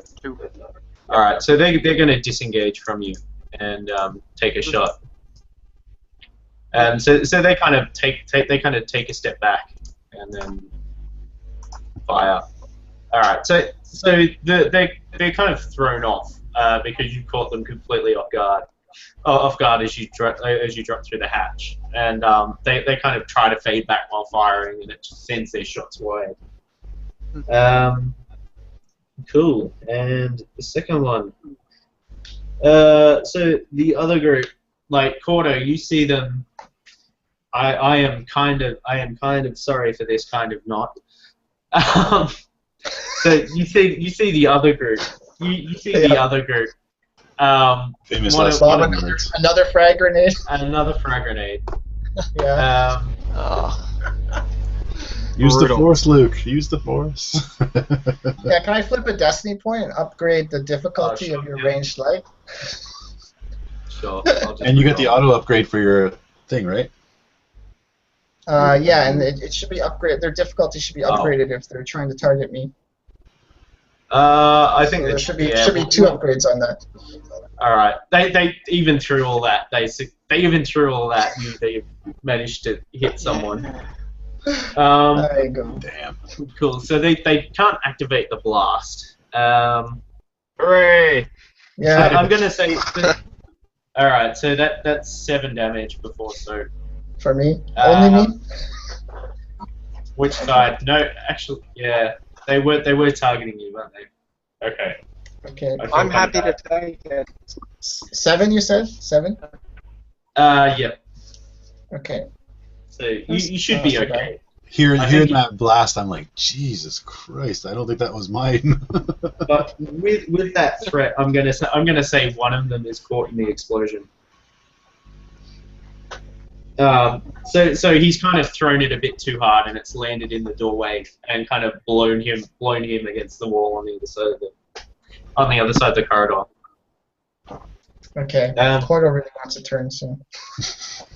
All right, cool. So Korto's rocked again. He's just like, he was just starting to recover, and then dum dum dum dum. Another fucking frag grenade goes to the goddamn elevator shaft, and then he's just like thrown back again against the wall, and now he's just like coughing. He coughs up blood, and he's taking more burn damage. And there is an unexploded frag grenade near you. Yeah, the one I threw down. Yeah. So the two of them detonate because there's a second one in there? No, the blast. No. I would have detonated if they got the blast, but seeing as they didn't get the blast. Well, I got hit with one frag grenade, right? Yeah. Yeah. So again, so I slam up against the wall of the elevator again, and just like coughing up blood and more burn damage. Just like my skin's like darkened from just this like burn, and I'll say what Korto does on his turn. How he responds to that. What? Oh, there is a slot now. Oh, is it? Okay. Have you gone down? Are you below zero? I went first, I think. So I don't know if this is a fresh round or not. Yeah, it's a fresh round. Yeah. Okay. All right. So then Korto's like gonna pick himself up, and just like the pain of being like hit twice, and just like normally like he always tries to stay calm. Because he knows it's dangerous for someone like him to get emotionally out of control, but just the pain and the anger that he's feeling right now is just things are starting to slip, and he just kind of like his eyes change a little bit, and he just kind of snarls in rage, and he just pulls out the sword, and he's just gonna go rushing out of that elevator shaft, and he's just gonna start hacking up the first guys he can see. So I don't know where you want me to go. I'm just the nearest dudes. Yeah. I'm just gonna rush right into them and just start hacking them to pieces. Yeah. So you can probably see the guys that saw the second. So lob the second frag grenade. Yeah, I'm gonna go for those guys. Cool. So is that 2 purple or anything else? So two purple for the melee. All right. So. Yep. So there's no maneuvers because I'm moving. That's my maneuver, and I'm just gonna slash at these guys. So that's 2 successes. Alright, cool. Yep, how much damage? That's 6 damage with Pierce 2. Alright, cool. Alright, so I'm just running and just slice right up into one of these guys. Alright, so yeah, you like full on decapitate him. Awesome. You decapitate him and his head goes rolling down the hallway. As his body just kind of like slumps forward. Yeah, and I'm just like blood is just like dripped out, and like skin's blackened and darkened, and I'm just like snarling and just like hacking this guy with the blade. That's Korto right now. I would look over at Akdan and be like, "Well, what are you waiting for, Rook? It seems like it's your time to get to work." It does strike me as that kind of moment, yeah. All right. So, yeah, you're all clustered together in this initiative or whatever order you guys feel like doing. So I'm out. So whoever wants to go next. I'm still next to those. Oh, they disengaged from me, didn't they? Yeah. Okay. Do one of you? If we've got enough spaces, Raaze or Akdan, you can take a shot, and then I can run after it and hack whoever's left. Yeah. Like, I mean, it's just a maneuver. It's just a maneuver to get there. So they're really not that far away. They've just kind of moved away to get. Yeah. So I'm saying if someone shoots at them, and then I can follow it up with the stabbings. Sure. Yeah. Just to verify though, like from where we are, we could get down there, but not Could we go directly from the top of the shaft through the hole and combat, or would it be like we get to the top, and that would be like Again, just to clarify what would realistically happen. Maybe You could maybe probably Like take the probably strain, abseil. You could probably abseil. I'll let you abseil down the thing. If you take 2 strain, I'll let you get down to the bottom and take a shot. Okay.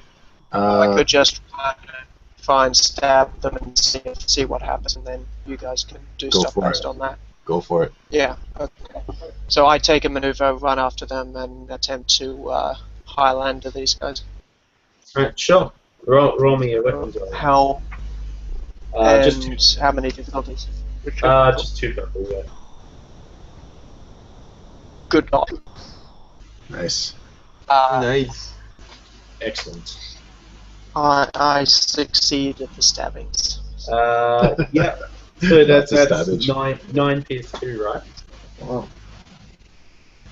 Yeah. Alright, Hold on. cool. No, sorry, 6 is 2. So this time 6 8 pierce 2, 8 yeah. of those, yeah. Yeah, so 9 with the successes. You get them both with the damage. Is there anything you want to do with those advantages? Spit I on the would corpse. like to leave them both in a single swing. Sure. Leave. Sure. Yeah, go ahead and narrate it. I am inspired and jealous of the magnificent berserker rush that my infiltrator fellow here has done, and so I Charging. bellow a Rhodian war cry and then just hold it over my shoulder baseball bat style, and as I reach them, just go whoosh, straight across kind of the mid-stomach level. And Awesome. I bisect one, and it gets stuck in the other one. Alright. This feels like a samurai movie. I think the most appropriate thing here is like the body goes flying off, along with defying physics and flying off down the corridor. It's like a massive, like the entirety of the body's blood kind of spurts out from the legs that are left there. Nice. And it makes like this beautiful, perfect arc of blood along the wall. Yeah. Which happened to be for some Blood reason made of spray. this paper, rice paper. Yeah, exactly. It's pure white. The spatter of blood is in the shape of some random animator's name. Looks surprisingly like kanji. Yeah. Alright, cool. Akdan and Raaze. I'm still looking at him like after my comment that maybe he should be getting actively involved again.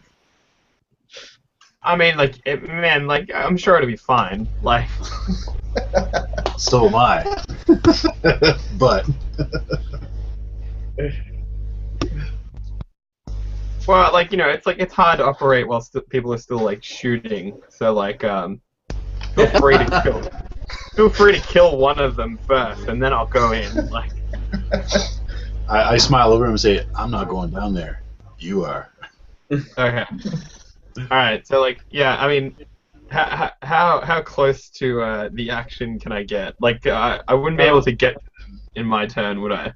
Without spending strain, no. Because I mean, you pretty much just abseiling down the thing. So I assume you're confident enough at that to get down quickly. That's a generous assumption, but thank you. All right, so I abseil down. Can I then like see some of the people that they're engaged with and try and shoot at them, seeing as I can't get to them physically? No, they're kind of outside the doors at this point. All right, then I'm just gonna move up into like a better position and like hug some cover. That's my plan. Sure. Yeah. And mine's pretty simple this turn. I'm going to move forward to the edge of the rubble to a covered position where I can see as much of the outside space as possible. Alright, sure. What are we looking at exactly? Is it like a hallway, or is it actually Yeah. like an open room of some kind? Yeah, so now that you guys have come out of the lift, like you see a hallway going to like your left and your right, and down one end you see the kind of destroyed landing pad to your left, and to your right you see the path seems to like branch off in 3 different directions. Which way is Korto? To the right or to the left? He just rushed into the middle of those guys. Korto's to the right. Okay. All right, cool. So I think Sorry, it's... can I do a before I finish mine? Can I do a quick perception check? Yeah, sure.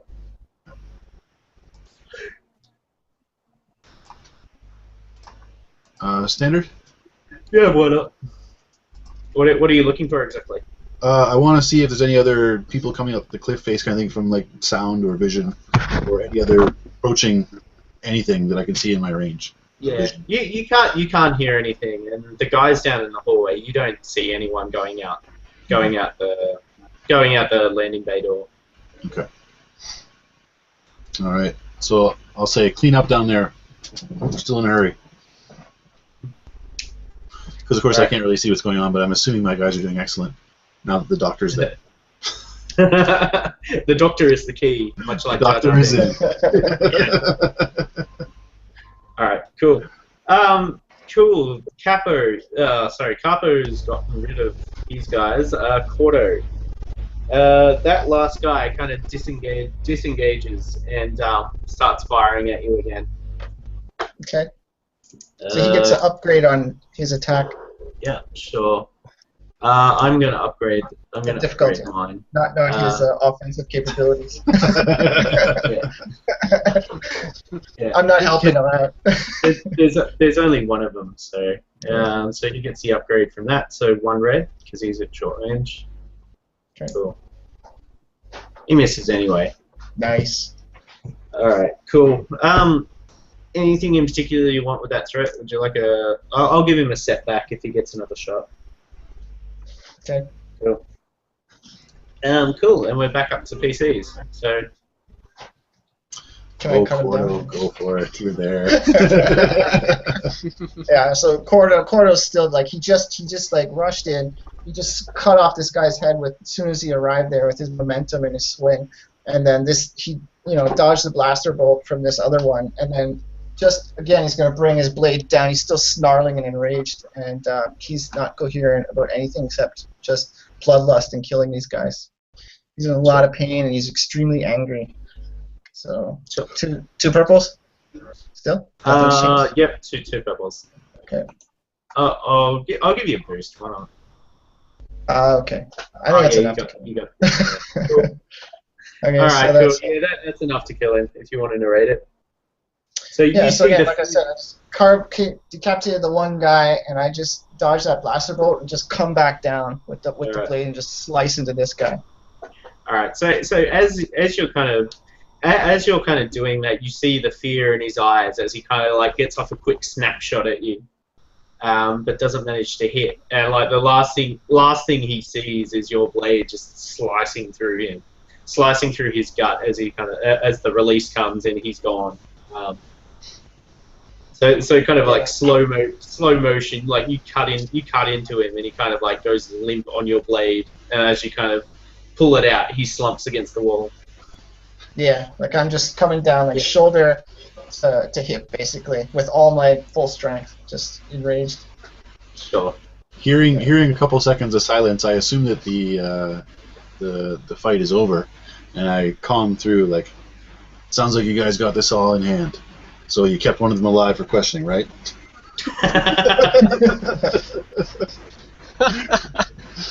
I kind of like pause for a second, like, Capo.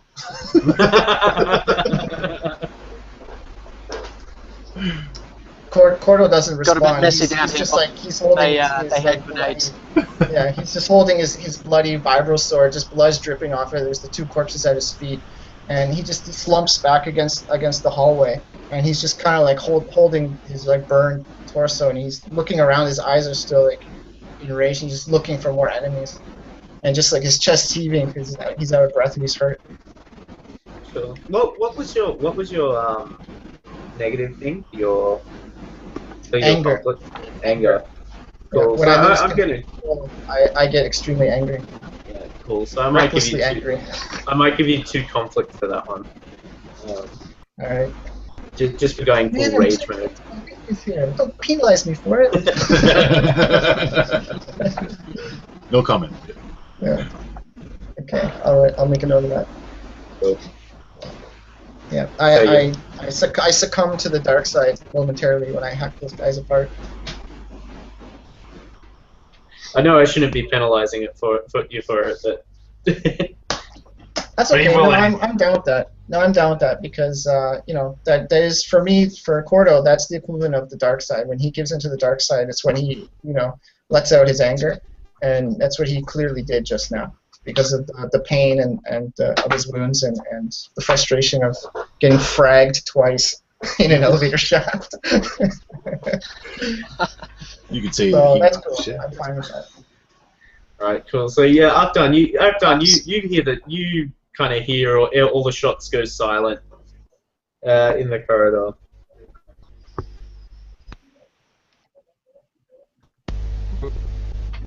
I glitched out there for a bit. So I heard what in the corridor.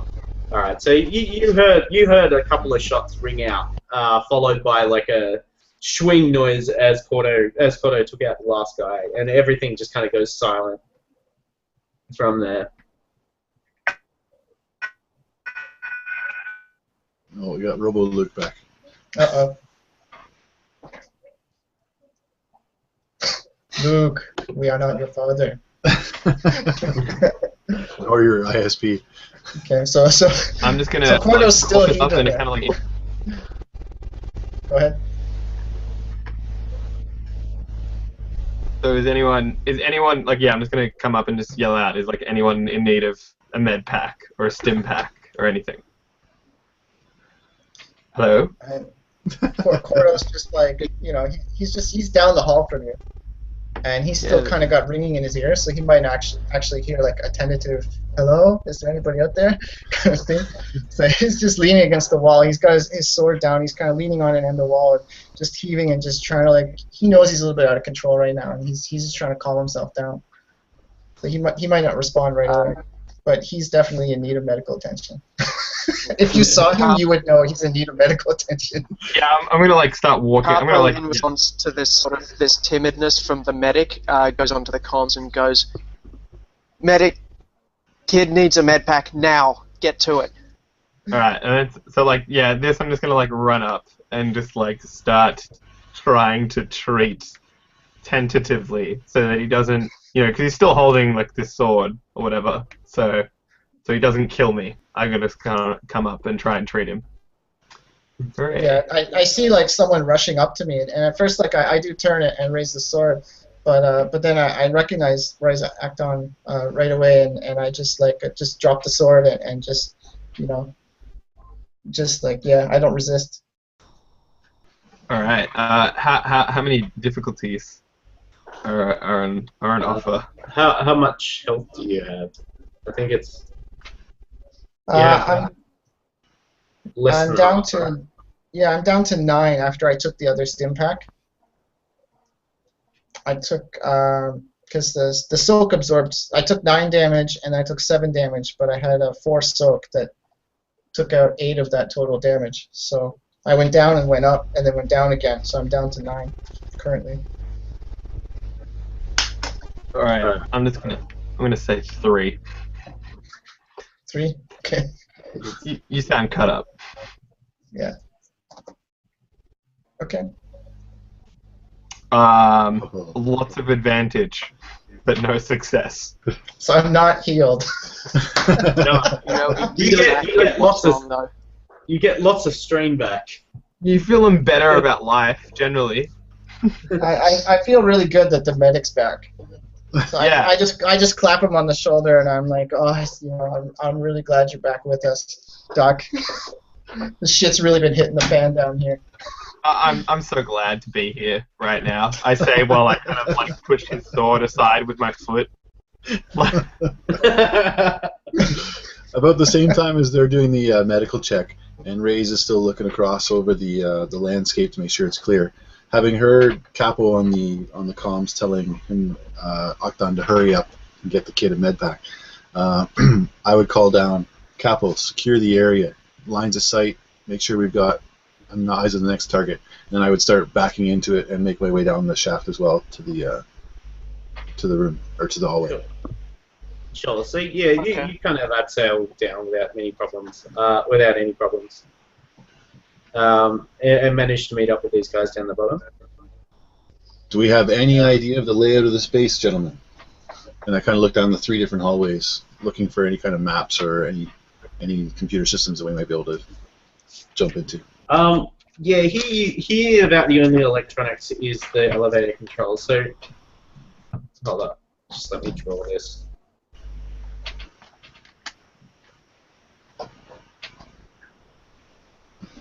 And as incidental, I'm going to uncommit my force die at this point. Would the elevator controls have number leveled on Lachlan? Yeah. Yeah. So you see kind of a 1. You see a 1 on the. Yeah. So that's kind of what you see. Sure. Yeah. So are there multiple levels, or is there the only level that the turbo lift would go to? You can't see any obvious way to get the turbo lift to go down. Right. So it's just an up-down button, not a floor 2, 3, 4, 5 kind of thing. Yeah. So I mean, you kind of punch the button down, but it doesn't seem to want to go down. Okay. Like it's not showing you a fail-safe error or anything. It just kind of like lights up and turns itself back off. Okay. All right. Well, we know the lab's on this first floor. Akdan, how long do you need with Korto? Can we get this moved on? What? As I say, like I'm like, nah, he should be fine. As I stab him with a stim pack. Okay, so I got another stim pack. So I have stim pack specialist. So you get back. Hang on. You get an additional 2 on top of what you would normally get. So 7. Nice. Yeah, correct. Well, I'm down. This is my third stim of the day. Okay. The last session. So I'm down to 4 plus what? 2? Plus 2. 2. Plus 2. Okay. Yeah, so 6. Yeah, he looks good. Okay, He's fine. that's good. Anyway, that brings me back up to 4. So. I told you, he's great. He's fantastic. It's like all that blood was somebody else's, and like you pick up a bit of skin. It's like, yeah, that's not yours. It's kind of like, I think of it kind of like, the wounds are still there, but there's like regenerative, cell regenerations happening and stuff. Like it's boosted my immune system and stuff like that, and cleared my head and reduced the pain. So I would walk up to where Akdan is working on Korto, and I would kind of put a hand on Korto's shoulder and make direct eye contact with him, and I say, "You're doing great, kid, but you're going to be the one that has to lead us through here. Are you sure you're able to do this? You still on point?" And Korto take a deep breath and just open his eyes again, and you can see like he's back to, he's got himself under control, and I'll just say, no problem, Sarge. I lost it for a minute there, but the doc patched me up, and it's going to be okay now. We're counting on you for a lot, and I know it's a lot of pressure for someone, but. And I kind of pause for a second, and I look at the medic, but kind of ignore that he's there at the same time and be like, "Your father would be proud." Thanks, Sarge. I'm ready to get back on point. And I'll just, you can just see, he's still, a little bit hurt because he did get, burned twice, but he's just going to, man up and try to just act tough and move to the front position. Capo, we know what's on this floor. Find us that lab. I just want to on record, while this touching moment was happening, I've taken a photo on my data pad of this touching moment. Nice. And then done the whole Japanese purikura thing with it, got the little crowns and stars and jewels. We're gonna have uploaded it. Yeah. Do we hear the sound of the camera when it goes off? Or? that would be the time when a vibroblade goes through the center of your data pad. I imagine really stealthily, as I'm hitting it, I'm like, yeah, sorry, really dusty down here. Nice. So I'm uploading it to Rebel Book. Yeah. Faces of the Rebellion. Rebelbook.com. Nice. Okay, so I'll go back up to point and what is that, like some kind of T intersection or something? We've got like Yeah, a it's triple. got Triple hallway? Yeah. Are there any indications? Like, are there any obvious indications of No, this you way see too? kind of Evil base? Yeah, you see three closed doors up the top. Okay, I'm gonna go to the front position and I'm gonna just pause for a second. I'm gonna close my eyes and just reach through the force and just send my senses out into up to short range through the doorways. And, Sure. no? Like, sure, yeah, sure. Does that be a check or? Yeah, I'm just gonna roll for Sure. that. Unless it's a dark side. Hey. Okay, so I'm Alright. gonna I'm gonna sense if there's any living. What is it? Sense if there's any living things, sentient Alright. or non-sentient beings. All right, so you kind of feel up one side. To your left, you feel this kind of weird hole. It's like, it's kind of like something's living, but something's kind of blocking it out at the same time.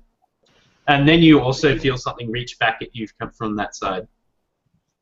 And you also feel kind of sentient life forms behind the other two doors as well.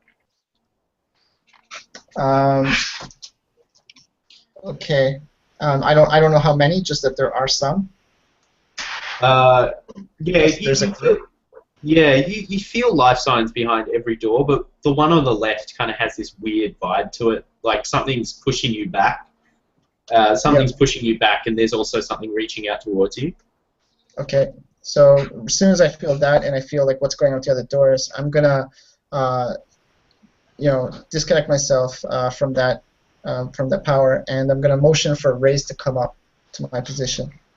Okay, I'm gonna look over to Capo, who's probably somewhere near the front at this point, and I say, "Take rear, pick up that present I left for you in the elevator too." Yes. And then I'll step up I beside a miraculously unexploded grenade. What do you got, kid? So like I'll say to Raaze like we've got groups of standard units, standard hostiles behind these two doors, but behind this door there's something more, something that is a little more like me, and is something that was reaching back when I sensed through the door. There's something that reached back to sense me as well. Raaze again would kind of like make direct eye contact with Korto and be like, "Are you sure?" I'm sure, and it's not friendly. That is you didn't feel that. Do I know if it's on the friendly? left, No? Okay. On the left, like you just felt something reaching back towards you in that kind of weird hole there. Okay. Okay, so my So response to that I'm would not be, clear if it's dark or light. Like, Yeah, I don't you're feel not. like it's either light side or dark side. Yeah, you're not entirely. It doesn't feel like anything. It just feels like something is reaching back towards you. and I would Okay, I'll say, say. okay, go ahead. Well, I'll just say like I can try again, and I can try to determine if it's hostile or not. I would look at Korto this time and say, "You know what? You've been under a lot of stress here today. I don't think that's necessary. Bottom line is, we know we're here at this lab for something unusual, and if that's where the unusual is, then we're going to end up over there anyway. So if we know that door number 2 and door number 3 are already cars, let's find out what's in the box behind door number 1. Roger that. Why don't you see if you can get this one open, and I'll get Capo and I to have a look at these other 2 doors and see if there's anything we can do to keep them shut." Okay. So I'll wait for them to get into position at the other 2 doors before I do anything. Now, are the doors, are there computer panels? Are they just like the handles? Like, what are we looking at for? Yeah, they're computer panels. I would say to Capo, you got any Rhodian tricks that make doors not open any longer? Not ones that wouldn't need some glue. I mean, I have a big sword. I could just stab the wiring and just go nuts all over the mechanics of the door. And I kind of like take a moment and say, well, yeah, I guess there'd probably be only two results out of that. One, the door stays shut, or two, it just comes swinging open. So Yeah, I say, okay, well, let's do these one at a time then. I say to Korto, I say, you stay by that door, and Akdan, you and I will take up positions where we can, shoot through if this does open by chance. And Capo stay ready. Okay. So I'll take up position on the same side of the door as where the control panel is, and I'm just going to activate for the door to open. If there's any special that's required. Not yet. No, not me. Oh, okay. No. You stay there. Okay. Stay by that door. Yeah. Okay. So I'm still standing at that door. Yes. But I haven't touched the control panel yet. I'm just standing next to the door in front of the control panel. Put your sword through that. I'm gonna get into that. Okay. I'll try and be.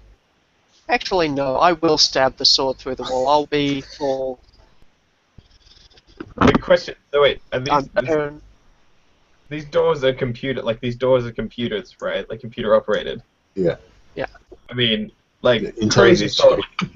like as I'm lowering the data pad from another sneaky photo of the team, like crazy thought has occurred. Maybe I could try like computer slicing my way to closing these doors. Raaze would kind of look up with an eyebrow and be like, "I never even thought of bringing you into this conversation." I'm really hurt, Sarge. Like really hurt. I would step forward to him and see him like playing around on the data pad, and look at the Tetris game that's there, and then then I'd be like, "You're becoming a valued." An important member of this team. It's crazy, I know, but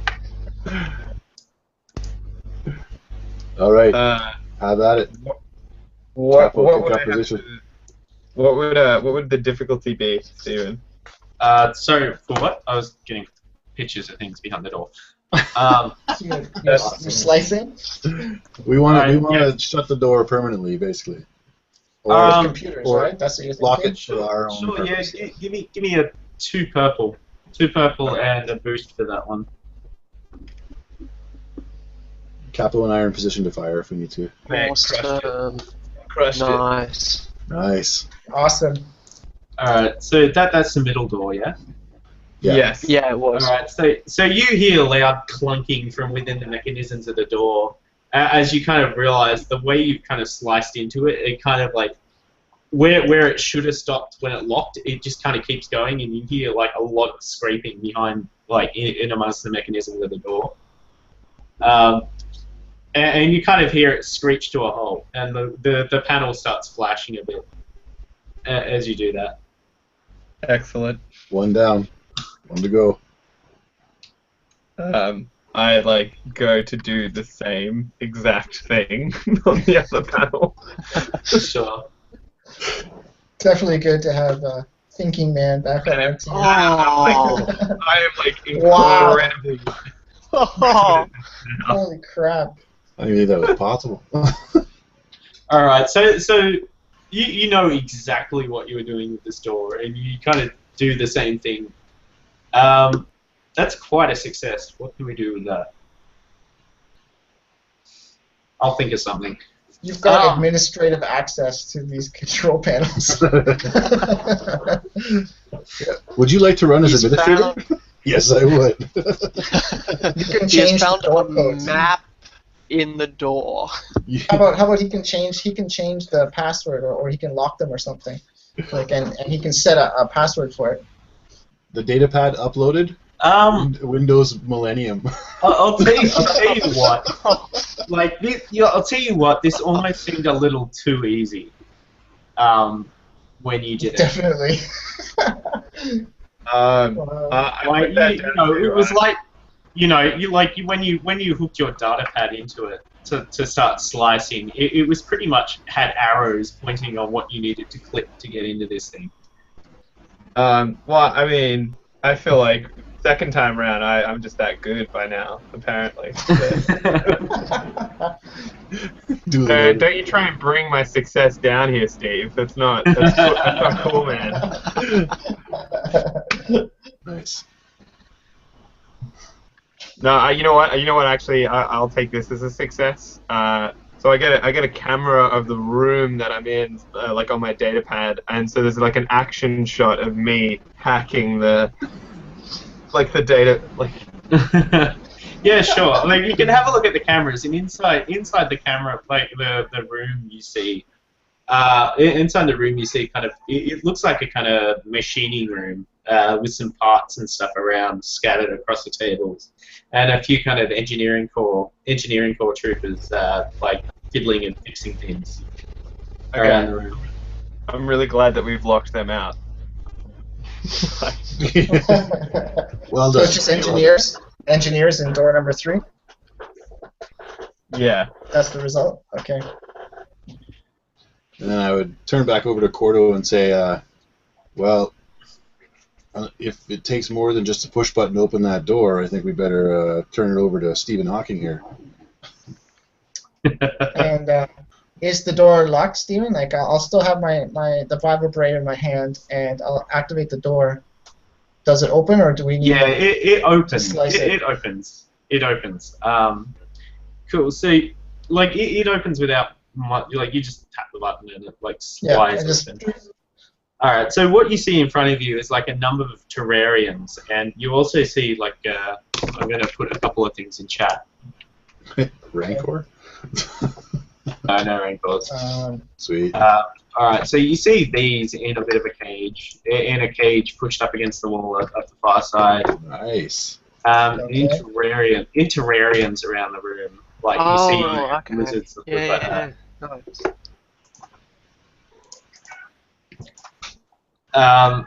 You know, there's no humans in here. Like there's no humans in here, but you see all these animals here, and there's kind of desks. There's a desk with like data pads scattered across it, and kind of research notebooks and stuff around the place. Oh, so suddenly data pads are no longer hard to acquire. I'm really surprised by this. Korto, get us some intel. Yeah. So the door opens, and I see these cages or whatever that have the 2 different types of creatures, and would I have a way to recognize which one of them would have been I would have been interacting with, or how would I determine that? Yeah, if you just roll me a sense check again, like what you were doing before on the other side of the door. 2 light side. All right, all over it. Yeah. Cool. So you realize as you reach out, it's the lizards that were blocking you. Like you can't feel them. Like you can see them with your eyes, but they just don't register. And when you try to reach out, it just kind of falls into a hole around them. Okay. You can see that these dog things over the other side of the wall, they're the ones that are kind of reaching back to you. As you reach out, you realize they get a little more aggressive towards you. They start like snarling at you from across the room. Okay. And can I do a quick perception check into the room to determine?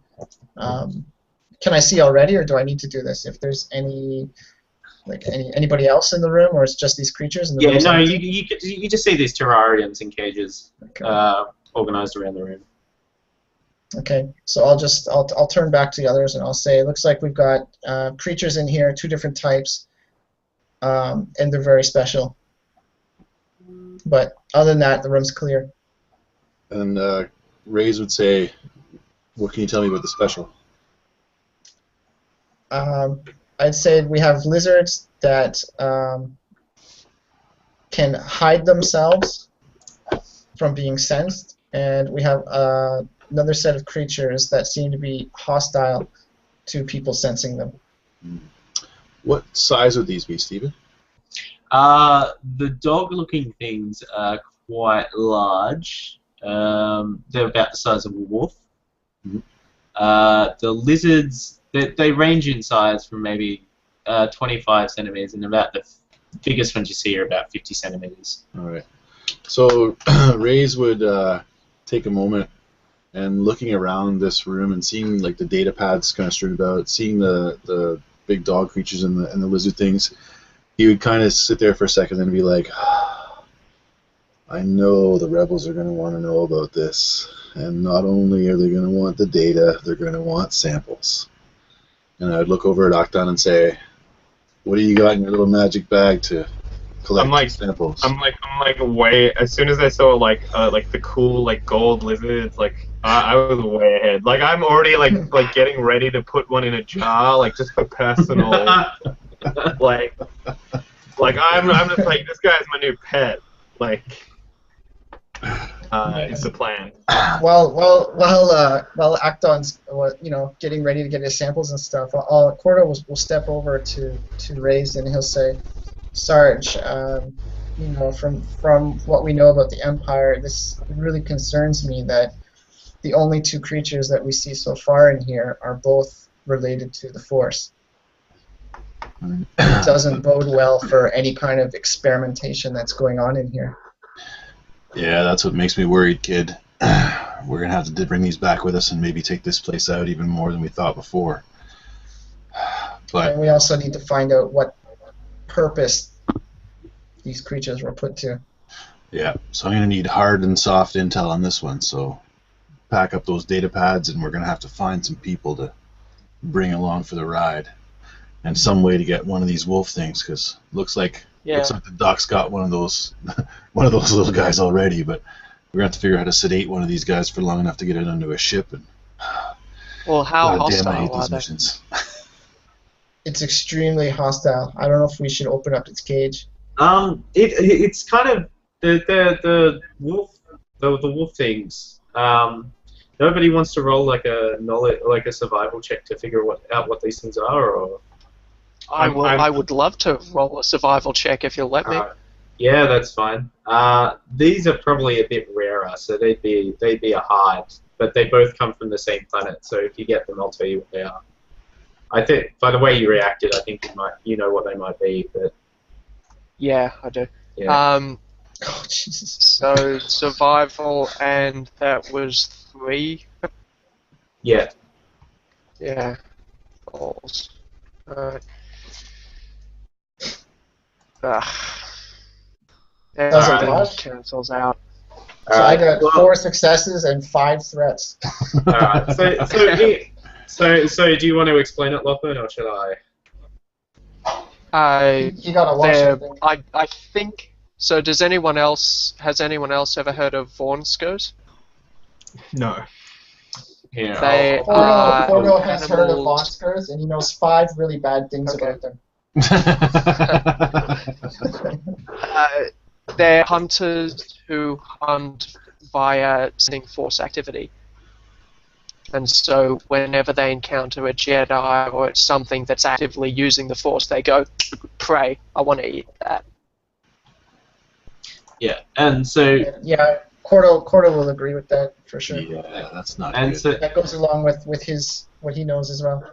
Yeah, and so the lizards are kind of the opposite. They kind of evolved as a kind of symbiotic thing, and so they developed a force neutral bubble that kind of neutralizes that. I'm handling a really like plump and healthy looking lizard, and I'm putting him in like a glass container, and I've already like labeled it like Steve the Lizard. Nice. Okay, sedation and extraction. What do you got for us, Doc? I'm looking at these big wolves, and I'm like, yeah, see, most of my stuff is to keep people awake and not dead.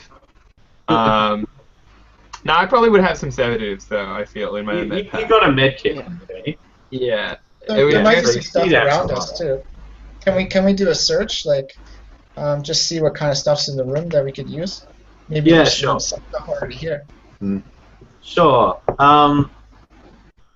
Yeah, that's fine.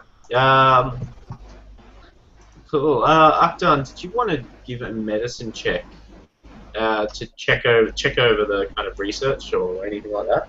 Sure, I would love to. Two success and two What advantages. difficulty? I'll say 2 with a boost. Okay. You can have a boost because you're a medicine practitioner. I succeed with 3 advantage. All right, cool. So you read the research notes, and it's kind of like they're talking about samples, but it's like you get a few pages in, and it's almost like they just can't be fucked anymore. And so like it reads completely nonsensically. Like, I mean, it starts talking about. It looks like they kind of got distracted by another animal at some point, and then they kind of halfway through the sentence they realize they should have been talking about the Vornskirs again. What do I have a name for the other animal, or is it just like they're referring cryptically to another animal? No, it's almost like they were talking about their cat at home or something, and they realized that they weren't meant to be talking about that. I mean, I look at my jar labeled Steve the Lizard, and I feel like I immediately can relate to this sort of thought process. Yeah. So like. Even further, like they start talking about like human tests, Okay. and they're talking about they start talking about how it could affect like organs such prolonged exposure to the Vornskirs. But you look at it and you realize that's not an organ in the human body. Okay. I'm vaguely concerned, and like I will notify Sarge of this unsettling developments. I will look a little bit blank-eyed at all the technical crap that he's talking about and say, look, I don't need the whole fucking life story. What I need to know is, what other information do you need before we can get out of here? What do we need to bring with us? What's the story? Alright, so I'm going to break down the fact that like they're referring to a third animal, but then at some point it seems like they switched to human experimentation, but like not human experimentation at the same time. Like humans are different. Sarge, we need to find out what this... pretty anti-alien. Yeah, Sarge, we need to find out what this third creature is, and we need to find out what the purpose was. If there's a connection to Force users, we definitely need to know about that, and the Rebellion needs to know about that. This gets better and better. Alright, get the data. If they're developing some kind of weapon to either hunt down or kill Force users, we need to know that before we leave here. How long does your sedation work for these wolf guys? Is it possible for me to attempt to tame them? Oh. I'd have to look up the rules, but yeah, I can't see why not. And I'll turn to Capo and I'll say I can't be in the room if you're trying to tame them. Then the lizards seem pretty docile. It's the Vornskirs that you've got to worry about. Yeah, I'm talking about the Vornskirs. Yeah. Yeah, man, I've already tamed Steve. Like I've told him to go to sleep and he's asleep. So crushing it. So, Korto will remind them that these creatures react to Force users. So, if you're trying to make them calm down... They react to use of the Force more than anything else. It's not the Force user itself, it's its activity. And they've felt that twice now. Yeah. Yeah. But wait, like, because I presume that, Korto, that you've been talking about, like, whatever, like the Force, like, and how one of them, like, blocks it, like, and I'm just gonna be like, so what you're saying is if you hold Steve the Lizard, would that block your Force stuff? Would they not react if you were holding Steve the Lizard? I'm not sure, but Steve the Lizard can't be detected through the Force. I don't know if he has a kind of aura that can overlap onto me. We can try it. The Easy lizard enough to check while they're in the cages. We just give you Steve, and then you walk over there to react. Yeah, I can hold Steve, and I can reach out with the Force and see how the Vornskers react. That'd be the best way to find out. All right, you be careful with Steve. Like, Okay. Yeah. The lizard is completely unfazed by this. Like, he's completely happy in his little jar. yeah, he's tamed. Yeah. Like I said, man, come on. Yeah. Okay. So I'll hold Steve very carefully and very gently because I know he's important to Akdan. And Thank you. I'm gonna move at first, kind of change my position in the room to see if the Vornskers are still tracking me before I reach out to the Force. And if they don't really pay attention to me, then I'm gonna move to a different position in the room, and then I'm gonna reach out with the Force, and then see if they suddenly react to me in some way. So let's see. Oh, sweet. So light side. So I reach out, and this time I'm reaching out, to just detect. I'm going to reach into them and feel like their emotional state, even though I know they're creatures, but that's kind of what I'm going to do. Right. So you try to you manage to reach out, but that lizard is kind of blocking you. He's blocking me. Okay. But you kind of reach out, and you're pretty sure that you reached out far enough to get to the Vornskers, but the Vornskers don't seem to be paying attention to you at this point. Okay, so I'll come back to myself and I'll say, the lizard, Steve, both inhibits me and the Vornskers from detecting me when I reach out with the Force. So it does seem that he has his innate ability does extend beyond himself. I'm so proud of Steve. Steve is an asset to our team. Raaze would kind of clench his jaw for a quick second and be like, I'm not sure that disabling one of our greatest advantages is the right play on this one. I don't know if we need to take away Korto's ability in order to just bring one of these along conscious with us. I'm still thinking it might be easier to knock him out. Okay. I'm worried about what they're using these creatures for. If they're trying to do some kind of genetic manipulation to combine these traits into a third creature or some kind of genetic creation that would both hide itself from Force users, be undetectable by Force users, but be able to detect Force users and react to them aggressively. This is very serious experimentation.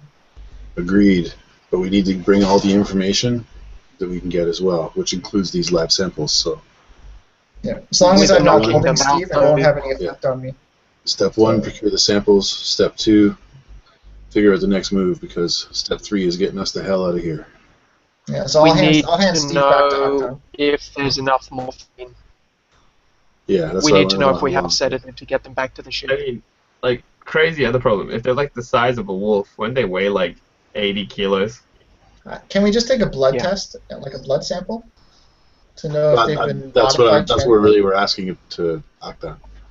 What kind of samples they would need based on what he knows from the research and his notes and all kind of stuff. Yeah, because we know what the creature is. We don't need to take the actual creature. We just need to know if they've been modified in any way. Yeah, the medical papers don't, the research notes don't actually say anything about genetic modification. I mean, they seem to be describing the animals, and that's about it. Beyond that point, it just reads like a 12-year-old talking about his holiday kind of thing. I'm just getting I feel like they moved away. As I stare at these hostile-looking wolf creatures, I'm no, I feel like they moved away from these creatures pretty early on into their research, for whatever reason. And then I say, so for intel purposes, you don't think we need to bring one back? Not super vital. Steve the Lizard just for personal recreation. I kind of pause for a second,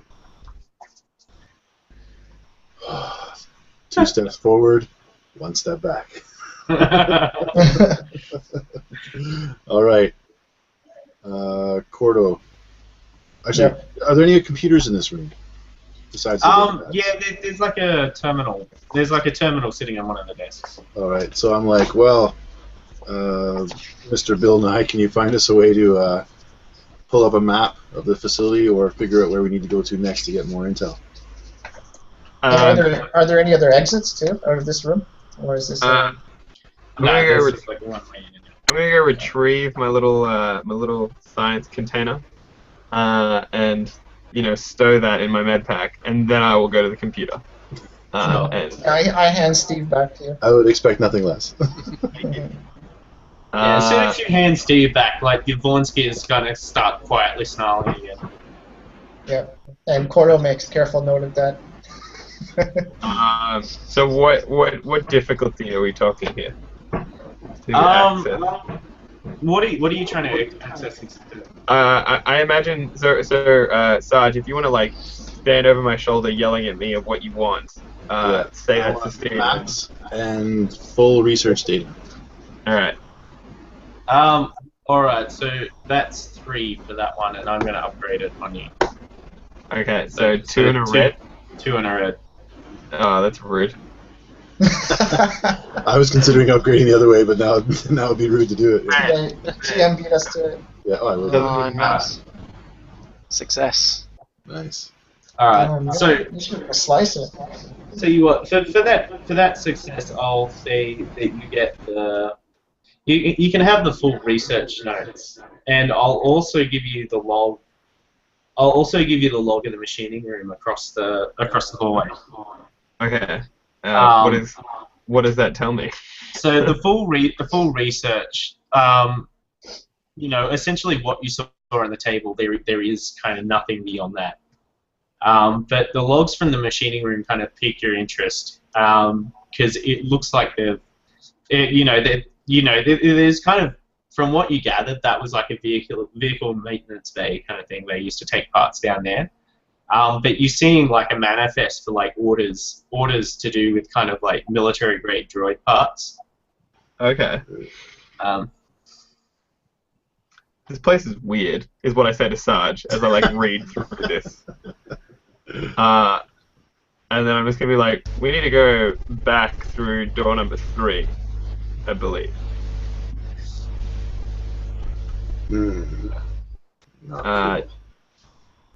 We might have to blow open door number 3 because I may or may not have locked it really tight electronically.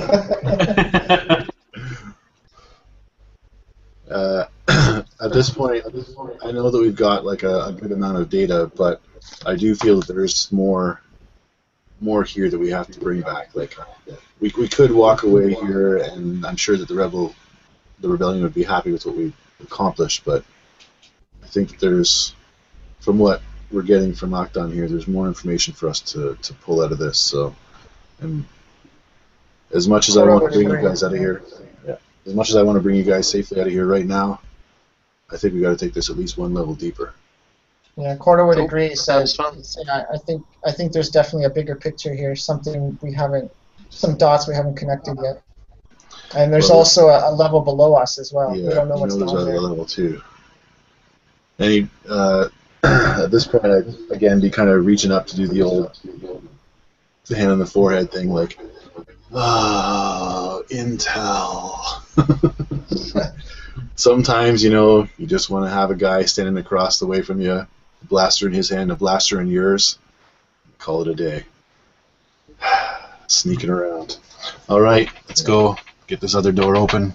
See what's there. Did we know what was behind door number 2? Yeah, engineering truth. No, that was number 3. Engineering truth. So, Great. hey guys, I have sort of an interesting idea. If we I open, get scared. Sorry, go ahead. if we all stand near the Islamiri that are in that room, we should be protected from the Vornska's sight. If we just release the Vornskas and then maybe wait 5 minutes for them to have left into the rest. No? Okay. Any idea about releasing the Vornskers? Just Korto starts shaking his head. Yeah. Nope. Seems like Korto has a strong aversion to this idea, Ken. I think there's would have made hunter a wonderful killers, distraction. Yeah. And there's how many in the cage, Steven? At least 2, Two. right? How many are in the cage? There's two Vornskias and a number of visits in various terrariums. I say, why don't we keep that for a possible Rhodian sparkler action later? It would be a really good way to poison pill this research facility on our way out. I like it. Except I think they're just going to follow us. They won't be interested in any other prey in here. Hey man, just hold Steve. If we carry Steve. If I hold Steve, then it's fine. Yeah. Give it a. Plus, we got to go up the lift. Anyway, Yeah, let's that's go to the this idea. third door. Now, Steven, just to throw this out here from your guys' perspective, you guys are getting pretty late there. Yeah, it's like 10 to Yeah. 1. So Yeah, it's, I'm all about the need to go to work soon. Yeah, alright. Yeah, we can stop here. Alright, cool. We can wrap it up there. That's fine. and everybody dies. No. Like the final bit for me is like before I stow Steve for that final time, definitely data pad. Like, come on, the rebellion needs to see the fantastic lizard that is Steve. You're gonna take photos? Yeah, I'm assuming you were taking photos of this whole room the whole time, but. Oh yeah. Yeah. I mean, this is like all part of the intel, right? Like that's how I'm gonna justify it later. Can't wait for the PowerPoint. Yeah, it's gonna be gorgeous. Like the slide transitions is gonna be ridiculous. And like every picture has like Akdan in the corner going like. Here's click. the secret Empire base. Here's me with these 4 sensitive creatures. Like, Look at this touching moment between Raaze and Korto. And it's Here's like me patching up it's like here's me hashtag patching daddy up issues. birds. Nice. Yeah, awesome. Love it. Love it. Yeah. Alright, cool. Well, I suppose we'll wrap it up then. Yeah, so I guess thanks for everybody who's watching, and definitely a good session for us tonight. And I'll probably stop the broadcast here. If anybody wants to say anything before we go, feel free. This is the time. it's good to be back. Yeah, definitely good to have Luke We're happy to back, have Luke back for sure. Yeah, good to have you back. And Who else can we abuse yet at the same time rely on to Yeah. keep us out of trouble? Computers, lizard handling, medic. Yeah, What would you do? indeed. What did we do? We got ourselves a now, lot of now shit. our circle is complete again. Nice. Yeah. But there might be a bit of a delay, right, with our next session because Lachlan's going to be away for a while till end of December. Yeah, how long I do get you- back 22nd of December. Okay. That's all right. So it might be either end of December or early January for our next session. So everybody All stay right, tuned for that. Some return of the nasty rancor. It's overdue. It's overdue. Stay tuned. Yes. Yes. Like yeah, that's a whole nother story. All right, we'll stop the broadcast here, and thanks a lot for everybody watching, and see you next time. Yeah. Thanks everyone.